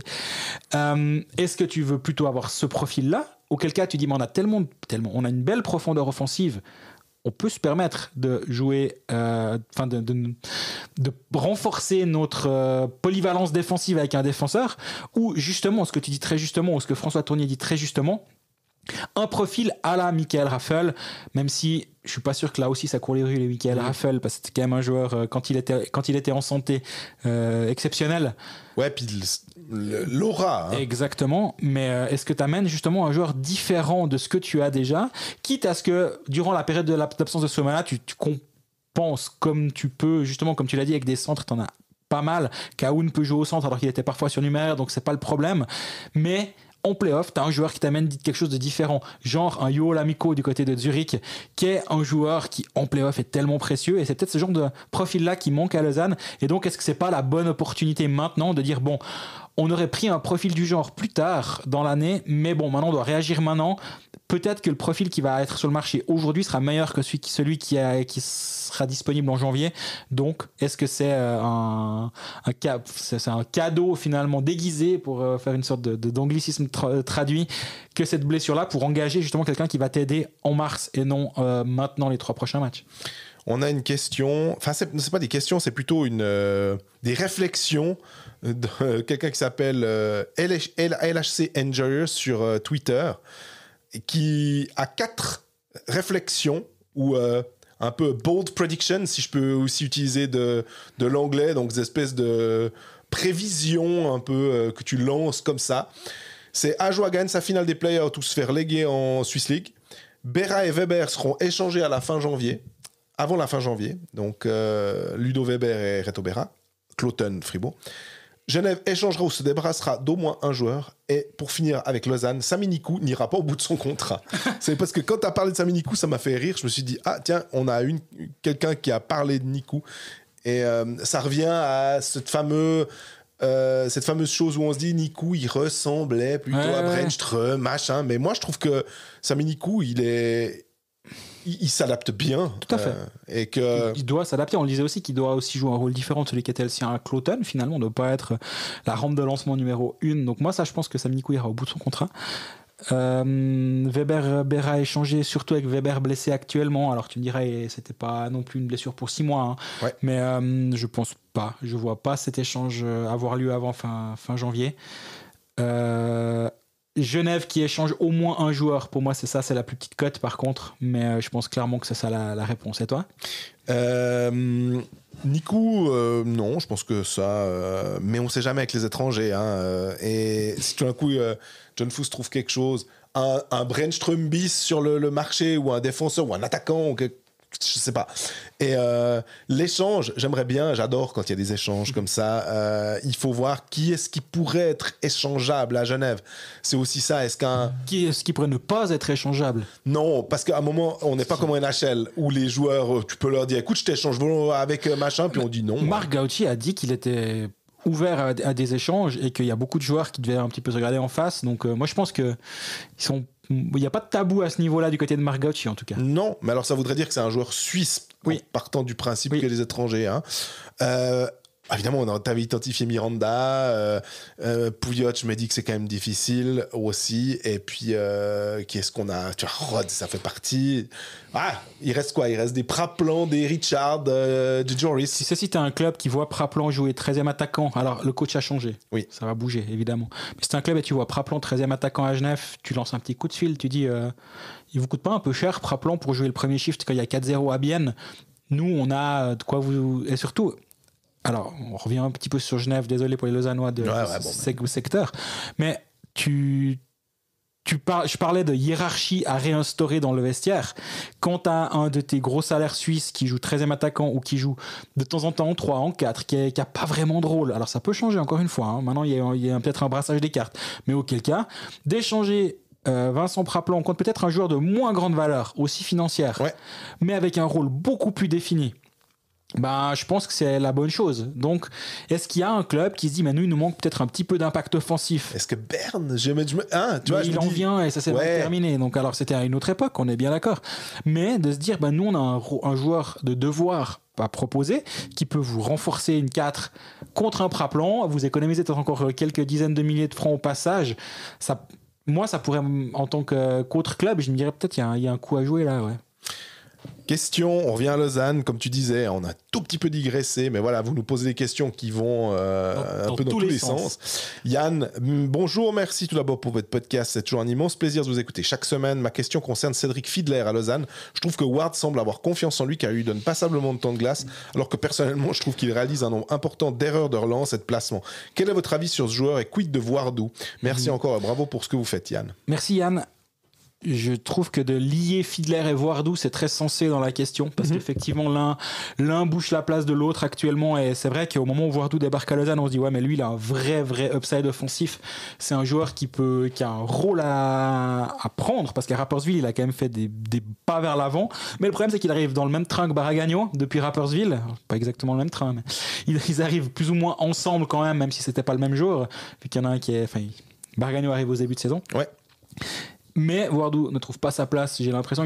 C'est un défenseur un peu plus offensif qui doit être meilleur défensivement, c'est ce qui lui est demandé, c'est ce sur quoi il doit beaucoup travailler actuellement. Évidemment, quand tu as Nico et Brännström et Baragagno, tu as la fonction, on va dire, de défenseur à vocation offensive, ça devient un peu moins important, disons. Par contre, défenseur défensif solide pour remplacer un Fiedler, justement. C'est ce que doit devenir Nathan Wardou, j'ai l'impression.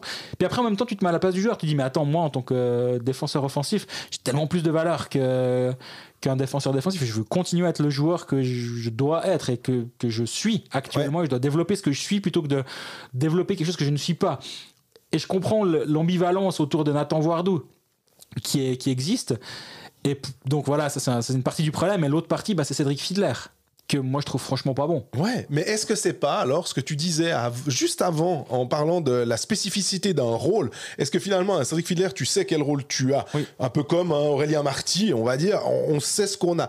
Or, Wardou, il a quand même cette upside offensif, ses qualités, mais que t'aimerais en faire un joueur peut-être un petit peu différent et ça marche pas. Fiedler, t'en fais pas un joueur différent, tu lui demandes de faire ce qu'il est censé, on va dire, faire le mieux, et après, tu regardes s'il est capable de faire ce que tu attends de lui. Moi, je pense que... Alors, c'est dommage, parce que Wardou, je crois qu'il est très content d'être de retour à Lausanne, qui était son club formateur. Certes, il est pas de là, c'est un Valaisan d'origine, mais c'est un junior du club, donc je le considère comme un retour au bercail quand même. Absolument. C'est pas une question de passeport, entre guillemets.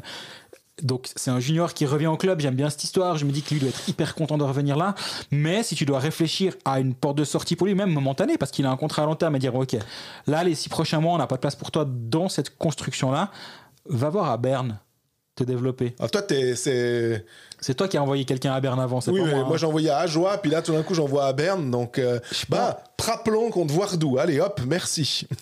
Non, Ouais, c'est vraiment n'importe quoi. Ça va intéresser personne. Ça. Par contre, Berne qui doit jouer avec 3 défenseurs étrangers plus un gardien étranger, moins Romain Leffel dont on n'a pas de nouvelles, moins Vermin qui était un petit peu poussé dans la bordure, mais avec des Fuleman, Kreis, il y a une vraie place à prendre pour un défenseur suisse solide qui peut amener de l'attaque, prendre la relève d'un Untersander à un certain moment.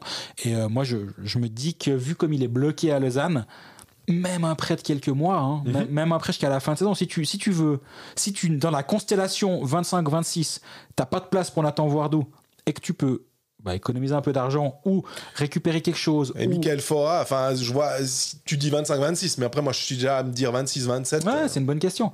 Ouais. Et est-ce que tu peux récupérer quelque chose dans l'autre sens, économiser un petit peu de salaire, permettre à un joueur de continuer son développement? Plus que le salaire, c'est ça, ouais, le développement. Win-win. C'est pas évident, mais voilà. Je dis pas qu'il faut trader Voardou, je pense que c'est un bon atout entre guillemets à avoir. Surtout moi je crois qu'il a un plus gros potentiel. Enfin, je crois. Là aussi, je pense pas qu'on est en train de lever un lièvre, mais il a plus de potentiel que Cédric Fiedler. Mais est-ce que son plein potentiel a un rôle à jouer dans le Lausanne HC en l'état, avec, comme tu l'as dit, Fora qui vient, 2 étrangers et Barragano qui sont quand même clairs. Maintenant, si Lausanne change son fusil d'épaule et vient à 1 défenseur et 5 attaquants étrangers, là, il y a une place qui revient pour Nathan Voardou, et ça changerait complètement la constellation, dans le sens où si t'enlèves et Nikou ou Brenström, mais j'ai l'impression de dire une hérésie d'enlever Brenström, t'enlèves Nikou, mais en même temps Nikou c'est pas un mauvais défenseur du tout.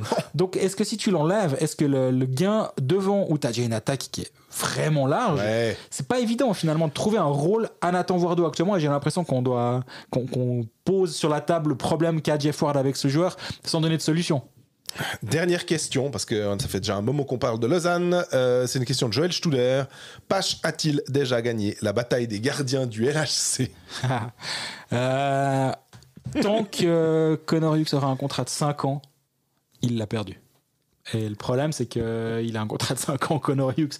Et vu ce qu'il montre, j'ai pas l'impression que ce soit devenu une monnaie d'échange. Je dis pas qu'il est catastrophique, mais en l'état, qui se dira, mais moi, admettons que John Foust veuille, mais de toute façon, c'est beaucoup trop prématuré. Ils ont pris une direction et il faut les laisser tranquillement cette direction. Je tiens à ce que ce soit noté, c'est pas nous qui parlons de ça de manière...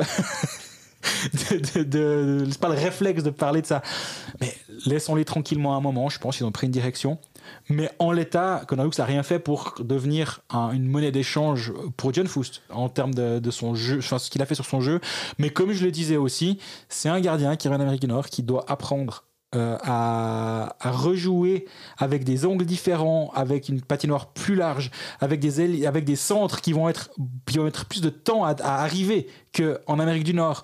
Il réapprend un jeu. Donc, soyons patients avec Connor Hughes. Je pense qu'il a gagné une bataille. Effectivement, il a gagné la première bataille, Kevin Pache, mais je pense que on peut pas dire aujourd'hui que le premier match des playoffs, ce sera Kevin Pache, le gardien titulaire de l'NHC. Jouer sport, un jeu de la loterie romande. On passe au pari sportif. Je crois que un de nos amis, Yannick S, il se reconnaîtra, qui a dit c'était bien cette semaine. Alors par contre, quand on fait juste, on n'a jamais rien. Mais on vous voit. Bon, moi je fais jamais juste 7 ans en même temps, donc je sais pas comment ça se fait, tu vois. Là, on s'était loupé. J'avais misé sur une victoire de Genève avec 2 buts d'écart, je crois. Oui, contre Lugano, complètement passé à côté, défaite 5-1. Et puis toi, la victoire de Lausanne sèche à Zoug. Exact. Défaite aussi. Donc là, ça s'est mal passé pour nous deux. Vendredi, on a 5 matchs au programme. Ça veut dire que y a un Fribourg-Cloton jeudi soir, mais il n'y a pas de Fribourg et de Cloton vendredi, donc on doit avoir les cotes normalement. On a tout ce qu'il faut.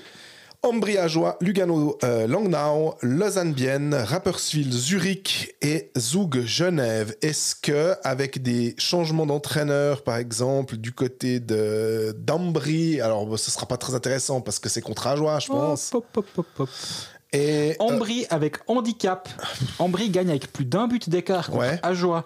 Avec un nouveau coach, après ce qui vient de se passer, c'est à 2 contre 1. Ça pourrait me tenter. Ah, tu vois, 1,60 en temps réglementaire. Et -1 à 2 contre 1, moins 2, donc gagne par 3 buts d'écart, c'est à 2,90. Là, ça devient un peu beaucoup. Le moins 2, je crois que je le fais jamais. Ouais. Ou alors des fois pour rigoler, mais parce que mon compte, il faut l'arrondir, puis je mets 1 franc 50, mais sinon, je fais pas ça, quoi. Zug Genève, à combien à Genève? Genève est à 2,80. C'est très haut. C'est très haut. Maintenant, Zug a fait très forte impression contre Lausanne à la maison. Zug, ça se met gentiment en place quand même. Hein. Ouais, mais j'ai l'impression qu'ils sont encore en phase de... Bah, tu l'avais dit au tout début de saison, hein, avant même que ça commence, comment Michael Liniger va gérer les égos et tout. Donc, ouais, mais surtout, ils ont beaucoup de blessés. Hein. Ouais. Accessoirement, ils ont vraiment beaucoup de blessés en défense. Ils ont dû se faire prêter Samuel Guerra de Lugano. Ils ont engagé un défenseur, Jesse Graham. Et justement, ça leur a amené un tout petit peu de profondeur derrière. Donc, difficile pour Genève à Zug. Mais changement d'entraîneur, on ne sait pas trop ce qui va se passer. 2,80, c'est pas inintéressant. Lausanne-Bienne, 1,50 pour Lausanne. Bienne à 4 contre 1. Match nul à 4,35. Bienne va un petit peu mieux. Bienne va clairement mieux. Et je dis pas ça parce qu'ils ont gagné 8-0 contre Genève. Non. Lausanne, c'est quand même globalement solide. Ils auront eu une semaine ils auront eu le match à Grenoble mercredi soir. J'ai pas l'impression qu'ils vont tout faire pour le gagner celui-là, même si sur le papier ils devraient le gagner. Je pense que, disons, s'ils ont plusieurs lièvres à courir, ce sera pas celui-ci en premier. Lugano-Langnau, Lugano à 1,90, Langnau à 2,80. Je pense que Lugano va un petit peu mieux quand même. 1,90, ça peut être pas inintéressant. C'est juste. Et Zurich qui va à Rapperswil. Alors, malheureusement, ça, j'aime pas. C'est un match que j'adorerais voir. Mais on va pas pouvoir. Moi, je serai à Zug Genève Servette ce soir-là. Et je vais sûrement regarder un autre match de Remont sur mon écran. Puis samedi, tu seras où? Alors samedi, j'ai honte de le dire, mais je serai pas sur une patinoire, je serai dans une salle de concert pour un de mes groupes mythiques qui joue et j'ai pris congé samedi. Mais par contre, on sait qu'on te retrouve dimanche pour Genève-Lausanne. On me retrouve dimanche, c'est pour ça que j'ai pris un samedi soir off. De toute façon, il y avait que Bienne Fribourg qui pouvait être intéressant pour Blick, si je dis pas de bêtises. Bref, vous l'avez compris, on a 2-3 pistes. Et la réponse sera donnée vendredi matin sur nos réseaux sociaux. Jouer Sport, un jeu de la loterie romande. On enchaîne avec Fribourg-Gotteron. On a pas mal de questions aussi sur le club. Moi, j'ai l'impression qu'avant de commencer avec ces questions, c'est de dire un seul être vous manque et tout est dépeuplé. C'est Attilio Biasca qui aurait pensé que... Non, il était malade, mais le fait est que Attilio Biasca a fait un super début de saison. On n'est pas surpris parce qu'on attendait beaucoup. On est quand même surpris. Je pense qu'on soit aussi bon. Voilà, on l'attendait beaucoup. Mais rappelons-nous qu'il jouait 4e ligne l'année passée à Zug au moment où après avoir signé à Fribourg. Oui, mais il a fait une saison, il a marqué pas mal de buts. Enfin, c'est ce potentiel-là. La saison d'avant, oui. Mais justement, on n'est pas surpris que ça se passe bien. À ce point-là, bien, moi, je suis quand même vraiment étonné. Pas surpris parce que je me rends compte, mais je me dis, waouh, je m'attendais à ce que ce soit bien, mais pas à ce niveau-là. Alors, on a une question. Désolé, hein, je pense que c'est probablement un Quentin, mais c'est Q. Salut les gars, désolé pour le harcèlement avec un smiley qui est mort de rire. Mais comme je vous ai déjà dit, Fribourg, ça tourne plutôt bien. Seul petit point noir, les blessures et les maladies depuis le début de saison. Pourriez-vous donner votre avis sur Sprunger et Delarose, toujours ou la plupart du temps associés, qui caracolent en bas du classement des plus-minus avec respectivement -9 et -11? Comment se fait-il que le coach ne réagisse pas, entre parenthèses, encore? Lors du dernier podcast, Greg a parlé de swiper Edlund avec Gerber, et dans le même thème, ne faudrait-il pas ouvrir un dossier sur Sprunger l'intouchable? Alors, pas mon combat, hein. Tu te débrouilles, Greg, hein, avec ça. Hein. Les jeunes ont du temps de jeu en 4e bloc, mais il serait intéressant d'essayer de les intégrer à la place de Sprunger ou Marchand. Sprunger, non.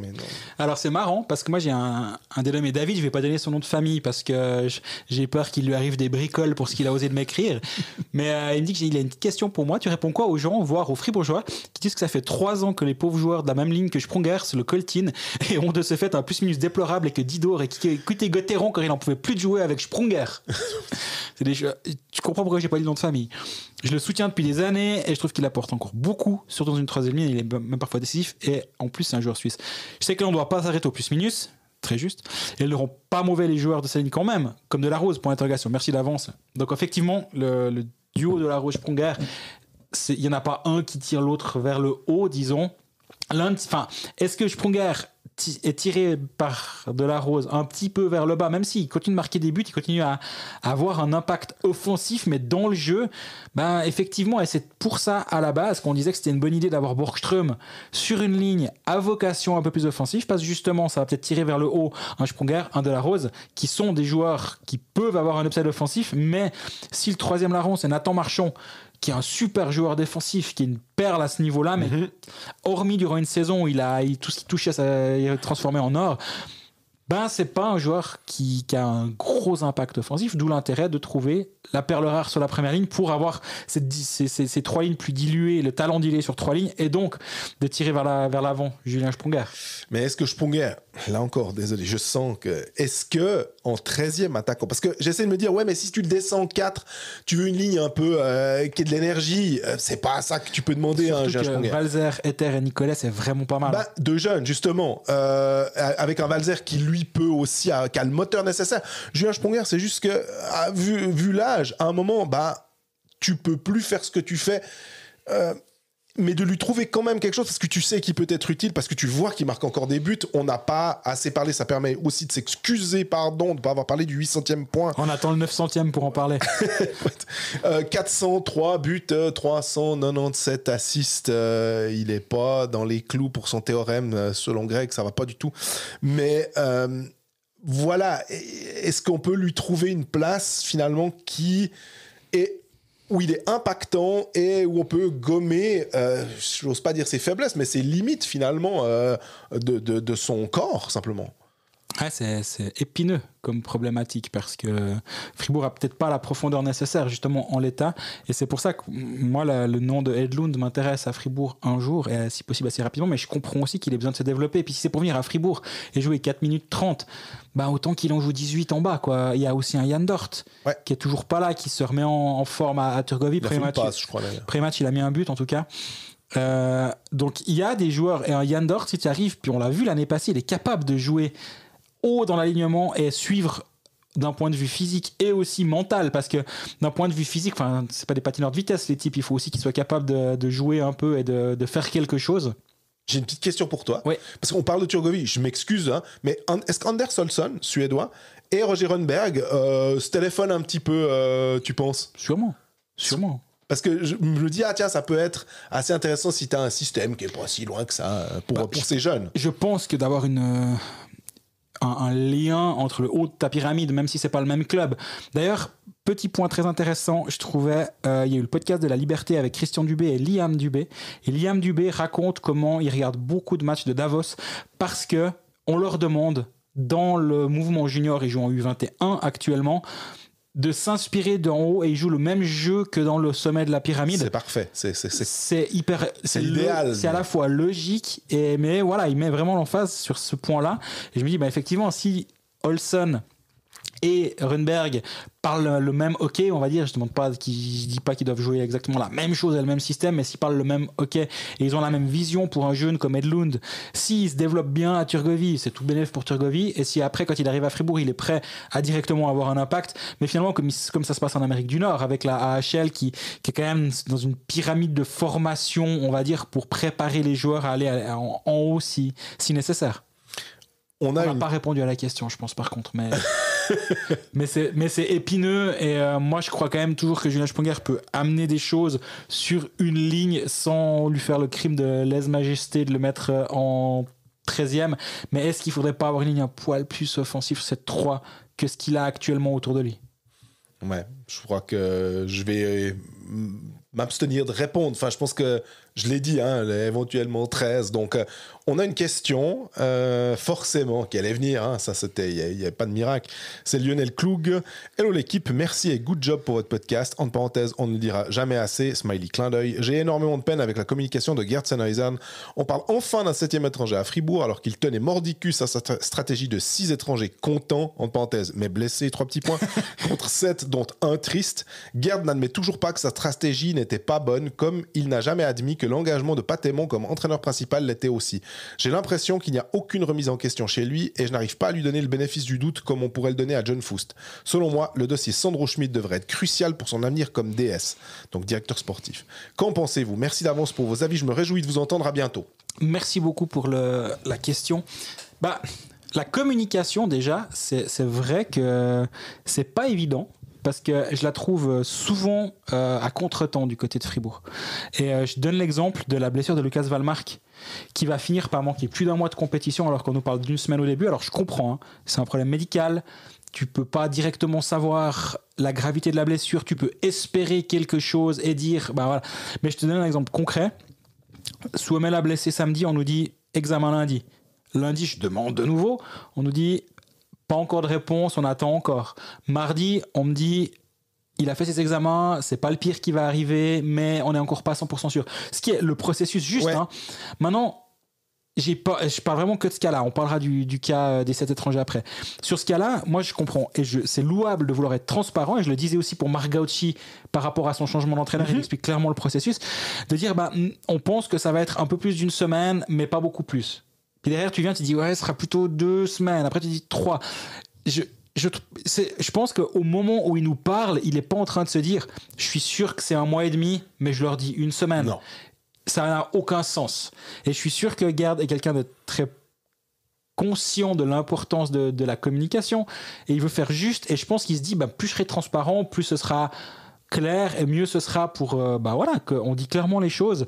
Et ça, je vais vraiment pas le critiquer là-dessus. Week to week. Les Américains, ils ont tout compris. Week to week, day to day. Le nombre de fois où t'as day to day, puis le type, ça fait 1 mois qu'il est sur les plats. On peut aussi parler de ce genre de communication. Le qualifié a été day to day, je crois, entre septembre et janvier l'année passée. Mais ça, je pense que c'est pas bien, du coup. Ouais. Mais effectivement, de dire, c'est une absence qui va se compter en semaines. Voilà. Mais en même temps, après, je suis en train de dire, ouais, mais il faut nous cacher les choses. Et en même temps, c'est un peu l'entre-deux qui m'embête. Je me dis, d'un côté, je suis content qu'on nous dise les choses clairement et je trouve que c'est louable. Et dans un monde où maintenant on nous dit, tu vois quelqu'un qui prend un puck au visage, il dit, ou du corps. Oui, mais on a vu, il a pris le puck. Voilà, Suomela, ils ont pas dit d'ailleurs, mais si on nous avait dit blessure au bas du corps, là, on a vu, c'est le genou. Mais c'est un exemple qui vient de nous arriver. Ouais. On nous a pas dit bas du corps, qu'on s'assère. Mais si on nous avait dit ça, tu te dis ouais, non, mais bon, les gars, on a tous vu les images et c'est arrivé plusieurs fois. Donc ça, c'est un pan de la communication. Et sur le 7 étranger, moi j'aimerais quand même vraiment bien une fois parler avec Gerd Sonnesorn de ça en 4 yeux.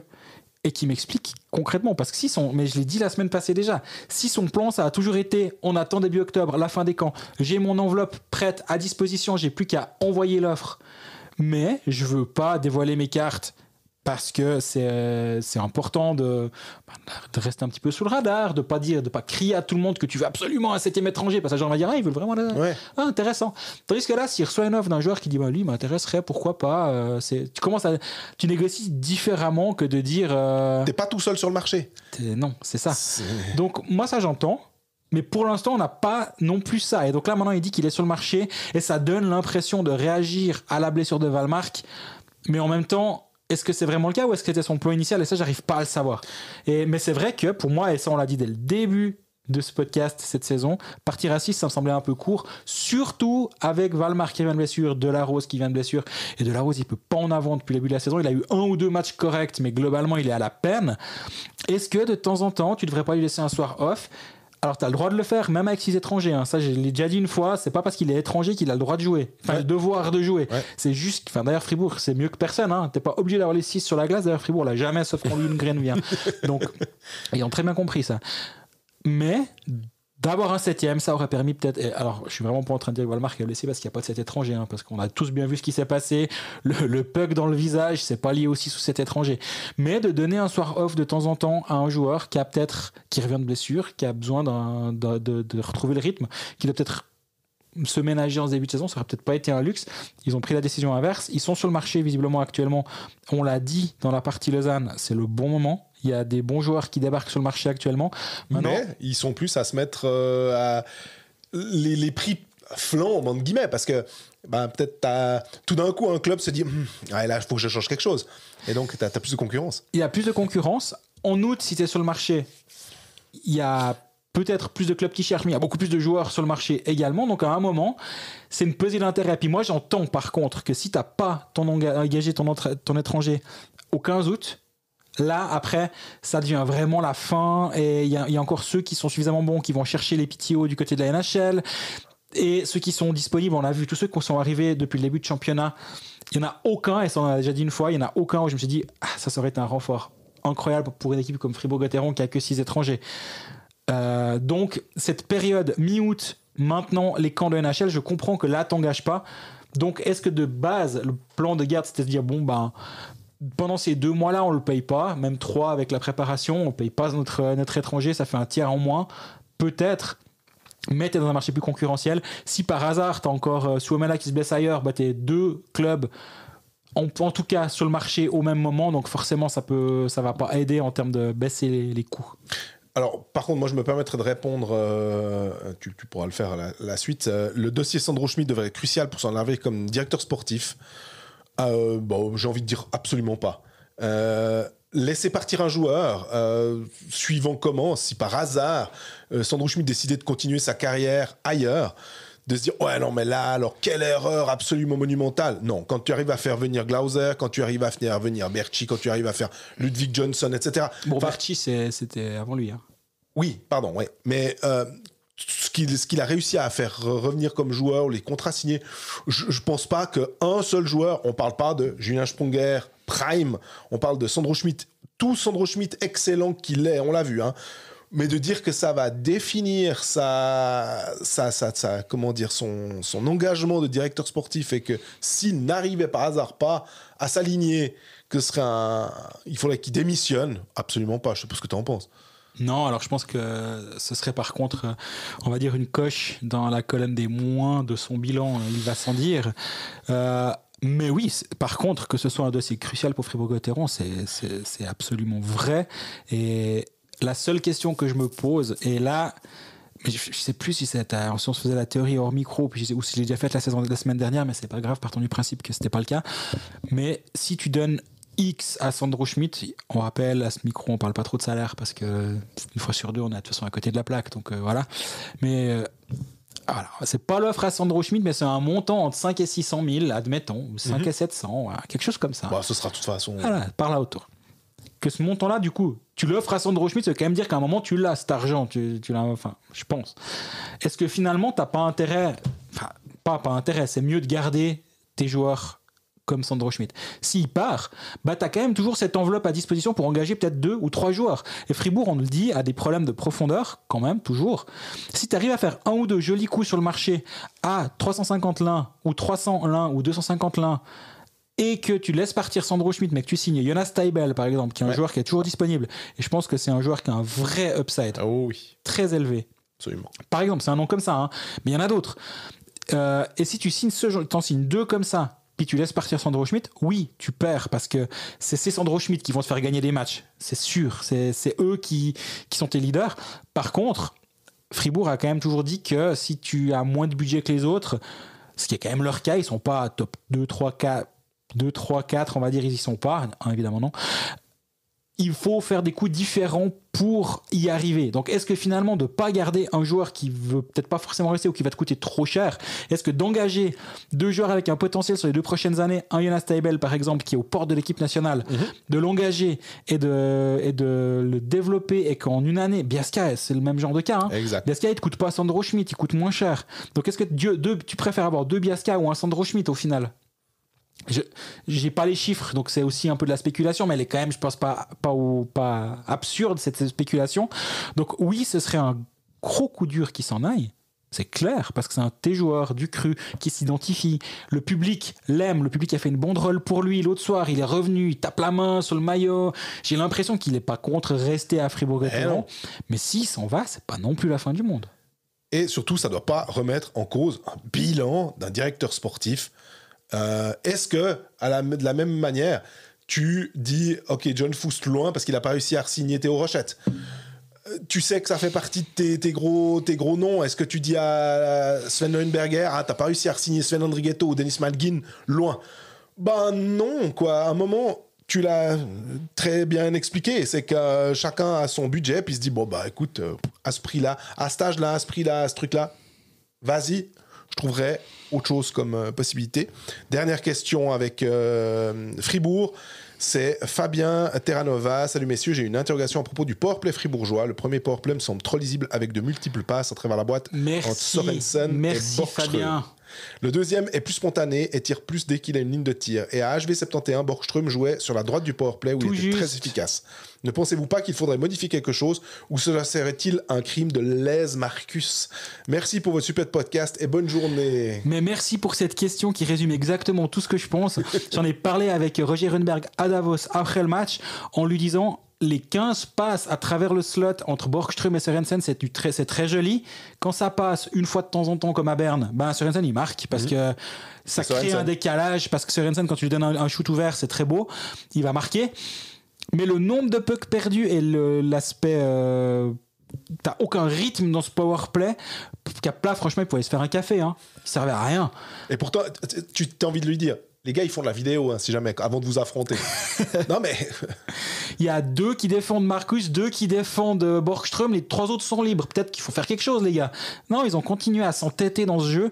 Et Rönnberg m'a dit, je vais pas pointer du doigt les joueurs. Il a protégé son équipe. Il m'a dit, mais... Effectivement, c'est pas ce que j'aime dans mon powerplay, et c'est très pertinent ce que dit Fabien sur la position de Borgström, parce qu'on a tous regardé les vidéos comme on fait avec chaque étranger qui débarque pour voir un peu le style de joueur que c'est. J'ai regardé tous ses buts l'année passée à HV71, il y en a beaucoup en powerplay, il joue beaucoup sur cette position de Sørensen, et à un moment donné, si t'as 2 joueurs qui ont le même profil, c'est pas grave. En fait, Fribourg-Gotteron, sans manquer de respect à Ajoie, a le droit d'avoir 2 excellents powerplay. Et a le droit d'avoir un powerplay 1 avec Sørensen d'un côté et Radgeb ou Kapla à la bleue et à sa gauche, après tu fais tes lignes différemment à la place de Borgström, et d'avoir Berchi tête d'un côté, puis après sur l'autre t'as Borgström et t'as Radgeb à la bleue. Sur le deuxième powerplay, on voit que maintenant il joue avec 2 défenseurs étrangers, des défenseurs suisses, Jönsson et Radgeb. C'est possible d'avoir des powerplays un tout petit peu différents. Mais oui, d'avoir Sørensen et Borgström à leur position préférentielle, ça me semble pertinent. Et le crime de lèse Marcus, je pense que Marcus Sørensen, il a aussi le droit d'avoir une implication juste et correcte et totale pendant, je voulais dire pendant 60 minutes, il joue pas pendant 60 minutes, pendant 22 minutes, et pas avoir une implication totale quand ça va vers l'avant et avoir une implication absente quand ça va vers l'arrière. À Davos, il y a eu 1 ou 2 scènes qui étaient franchement à la limite de la moquerie. Et je pense que Marcus Sørensen est orphelin de Wallmark. Dans l'autre sens, ça ne serait pas comme ça. Wallmark ne serait pas autant orphelin de Sørensen que Sørensen. Mais en même temps, lui, c'est le finisseur, il a besoin de son créateur. Donc c'est normal, c'est des profils complètement différents. Mais Fribourg-Gotteron a besoin d'un Sørensen qui fonctionne. Et est-ce qu'il va pas falloir trouver une autre ligne? On a vu qu'il y avait Borgström qui avait été mis avec lui. Il va falloir que Sørensen il sorte les pouces aussi, et ce qu'il fait là depuis quelques matchs c'est franchement décevant, et les points sont là, mais justement si on regarde un petit peu au-delà des points, lui c'est quand même franchement pénible.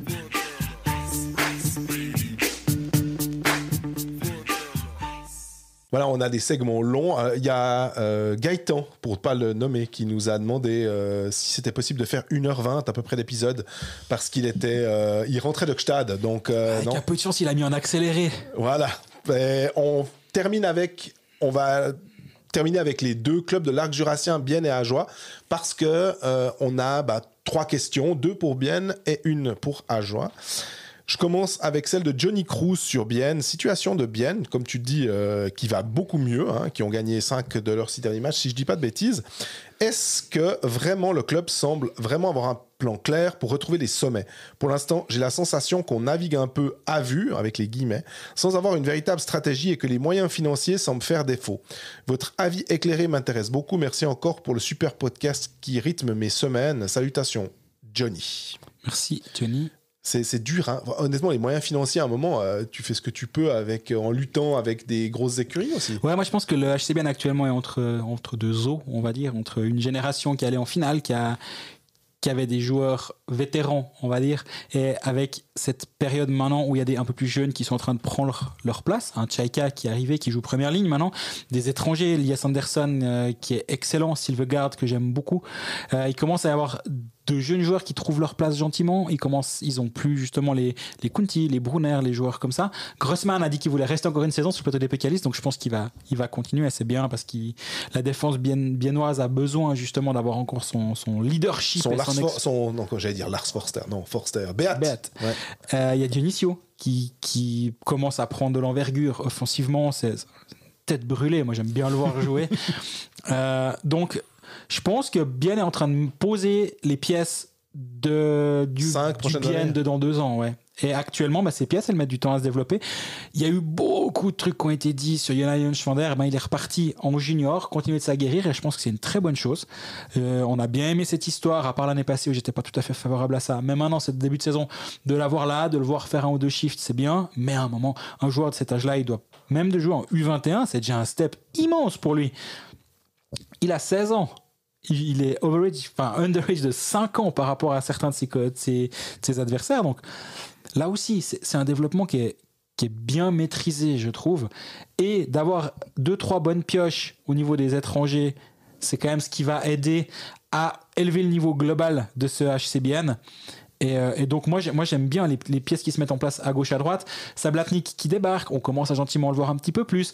Je pense qu'il y a plein de petites choses qui sont dans la bonne direction, mais par contre c'est vrai que ça demande un petit peu de patience actuellement. Et quand tu as eu la finale il n'y a pas si longtemps, c'était le cas, demi-finale contre Zurich, il y a quand même eu des hauts faits du côté de Bienne récemment, puis c'est vrai que tu dois faire une sorte de pas en arrière, et je peux comprendre cette petite impatience. Mais l'impatience, elle est logique. Il y avait des Radgeb, il y avait aussi des joueurs, pas mal d'internationaux là maintenant. Kessler, Radgeb, Ischier. Ouais, des joueurs qui soient internationaux, sont au port de l'équipe nationale, avec Künzle aussi, donc c'est un petit peu frustrant parce que tu avais l'impression qu'à un moment, Steinegger, il faisait tous les bons coups. Ouais. C'était qu'il allait chercher un Damien Brunner où les gens se disaient ouf, lui je le touche pas, lui il le prenait, ça marchait bien. Donc là, à voir quel peut être le prochain coup. Johnny Knobuller, c'est bien, Chaika, tu l'as dit, c'est bien. Qu'est-ce qu'il peut peut-être aller chercher? Dionisio, c'est bien. Est-ce qu'il va rester tout le long? Tout ça, ça discute. Tu as mentionné aussi, et ça tombe bien, c'est une bonne transition, un étranger que tu aimais bien, et on a cette question de Kevin Salvisberg qui nous dit: est-ce que selon vous, Lias Andersson est un des étrangers les plus sous-cotés de National League? Pour moi, on ne parle pas beaucoup de ce joueur qui fait un super début de saison et qui, même à Bienne, au sein du public et médias, ne reçoit pas l'attention qu'il mérite. Il reste malheureusement dans l'ombre de Rayala, alors qu'il est clairement le meilleur étranger du HC Bienne en ce moment, et déjà la saison passée, il était très bon jusqu'à sa blessure. Pour moi, Andersson mérite bien plus de visibilité et amène énormément au HC Bienne et à la National League. D'ailleurs, avant de te donner les paroles, c'était de dire que quand Lias Andersson fait un triplé lors du match contre... C'est terrible ce que tu vas dire. Quand il fait un triplé lors du match contre Genève et cette victoire 8-0, eh ben t'as le Tony Rayala qui fait lui aussi un triplé. Et forcément, Rayala, il a l'avantage d'avoir une petite chanson qui reste dans la tête que je ne vais pas chanter. Mais c'est assez juste de dire qu'il est dans l'ombre, et c'est aussi assez juste que si on devait faire... On pourra peut-être une fois se faire l'exercice, quels sont les étrangers les plus sous-cotés, surcotés de National League. Ça vaudra peut-être. Surcotés, on va se faire des amis. Voilà, sous-cotés, je pense que ça, on a le droit. Ouais, mais on est obligé. Je trouve que si on fait l'exercice, il faut le faire dans les deux sens, sinon c'est trop facile. Je suis d'accord avec toi. Mais on peut faire les joueurs peut-être sous-cotés, comme ça. On peut peut-être aussi avoir des Suisses, des Romans, et puis peut-être recevoir des... Ah bah dis donc, merci bien les gars. Alors sous-cotés, on va dire des joueurs de Rapperswil, de Langnau, et puis surcotés, c'est tout Genève, Fribourg, Lausanne et Bienne. Et Ajoie aussi. Ça va être hyper objectif, on y veillera. Non, Lias Andersson, c'est le meilleur buteur de la ligue. Alors oui, il a mis un triplé l'autre soir. En même temps, t'es obligé de marquer des goals. Tous les buts de Maltese Remois, il en a 0, quoi. Enfin, donc ils ont compté, ils sont les 3 au fond. Il a mis 3 buts. 9 buts depuis le début de saison, 3 passes décisives, effectivement. Et je pense que Kevin a à 100% raison.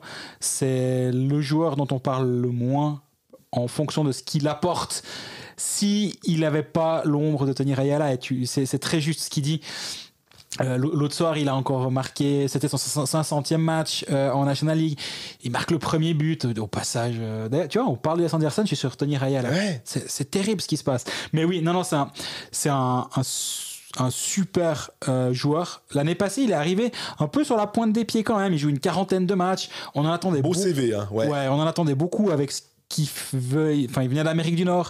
Il avait de l'attaque, il marquait beaucoup de points en AHL.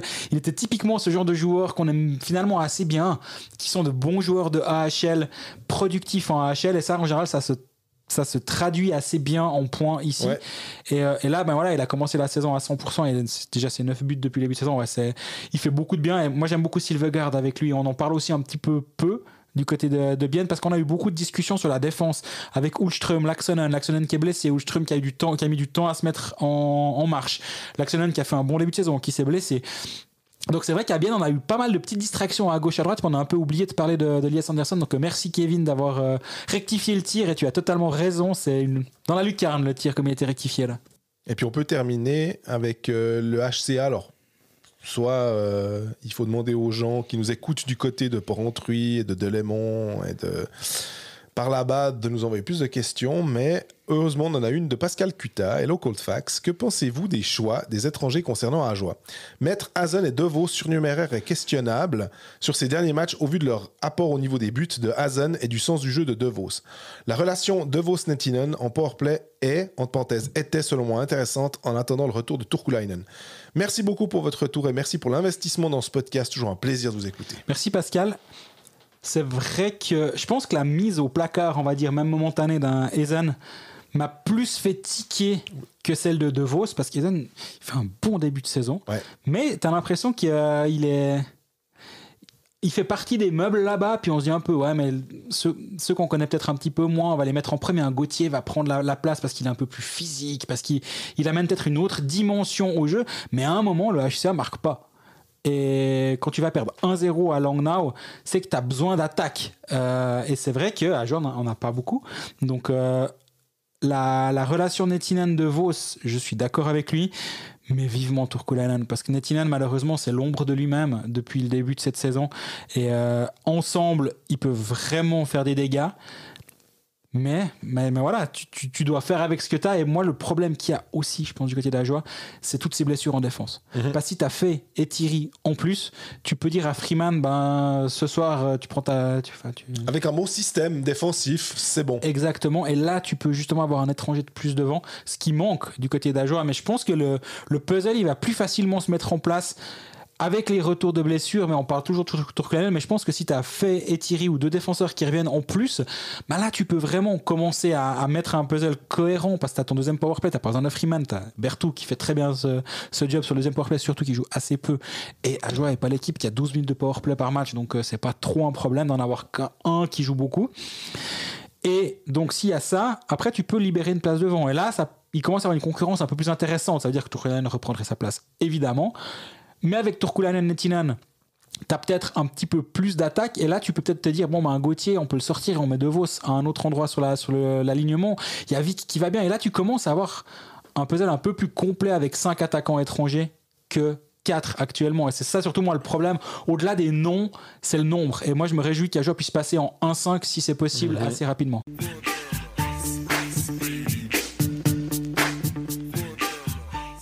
Bon, on s'excuse pour la fin. On avait tellement à dire en début d'épisode qu'on est passé un peu comme chasse sur braise sur les deux derniers clubs, mais vous inquiétez pas, on revient la semaine prochaine à la même heure, au même endroit, avec j'espère un peu plus de temps pour parler d'un peu tout le monde. C'est la fin de l'épisode 9 de cette saison 8 de Coldfax. Merci pour votre fidélité. Pour ceux qui ne l'ont pas entendu dans une autre section, on vous rappelle qu'on va mettre sur nos réseaux sociaux un Google Form pour vous inscrire pour le 4 novembre et une soirée, un peu d'enregistrement en direct d'un podcast au Montana's Bar à Lausanne. On aura quelques invités. Crosby a dit qu'il doit nous redire, mais ce sera du haut niveau. Hein. Je crois qu'il n'est pas à l'aise en français, il m'a dit, c'est pour ça. Mais vous inquiétez. Ils sont tellement moqués de lui, à part ça, véridique. Je dis pas ça par hasard. Blague à part, par contre, on aimerait avoir quelques invités, on est en train d'y travailler. Nous, on sera là. On a déjà des gens qui se sont pré-inscrits alors qu'on n'avait pas ouvert les pré-inscriptions, donc c'est cool. On a une 80 de places. On vous demande de vous inscrire. Ce serait vraiment, vraiment cool parce qu'on n'a pas envie que des gens restent en rade le soir même. Et même pas qu'on n'a pas l'impression d'être Oasis qui vend 80 000 places à Wembley, mais on a quand même l'impression qu'avec un petit peu de chance, il y aura 2-3 personnes. Donc inscrivez-vous. D'ici la semaine prochaine, profitez bien des matchs. Abonnez-vous sur nos différents réseaux sociaux. Vous pouvez continuer de nous poser des questions sur Twitter, Facebook et Instagram. Même si on en a pris bien quelques-unes cette semaine, on va continuer la semaine prochaine s'il y en a d'autres. Et d'ici mercredi prochain, profitez bien et bon week-end. À bientôt.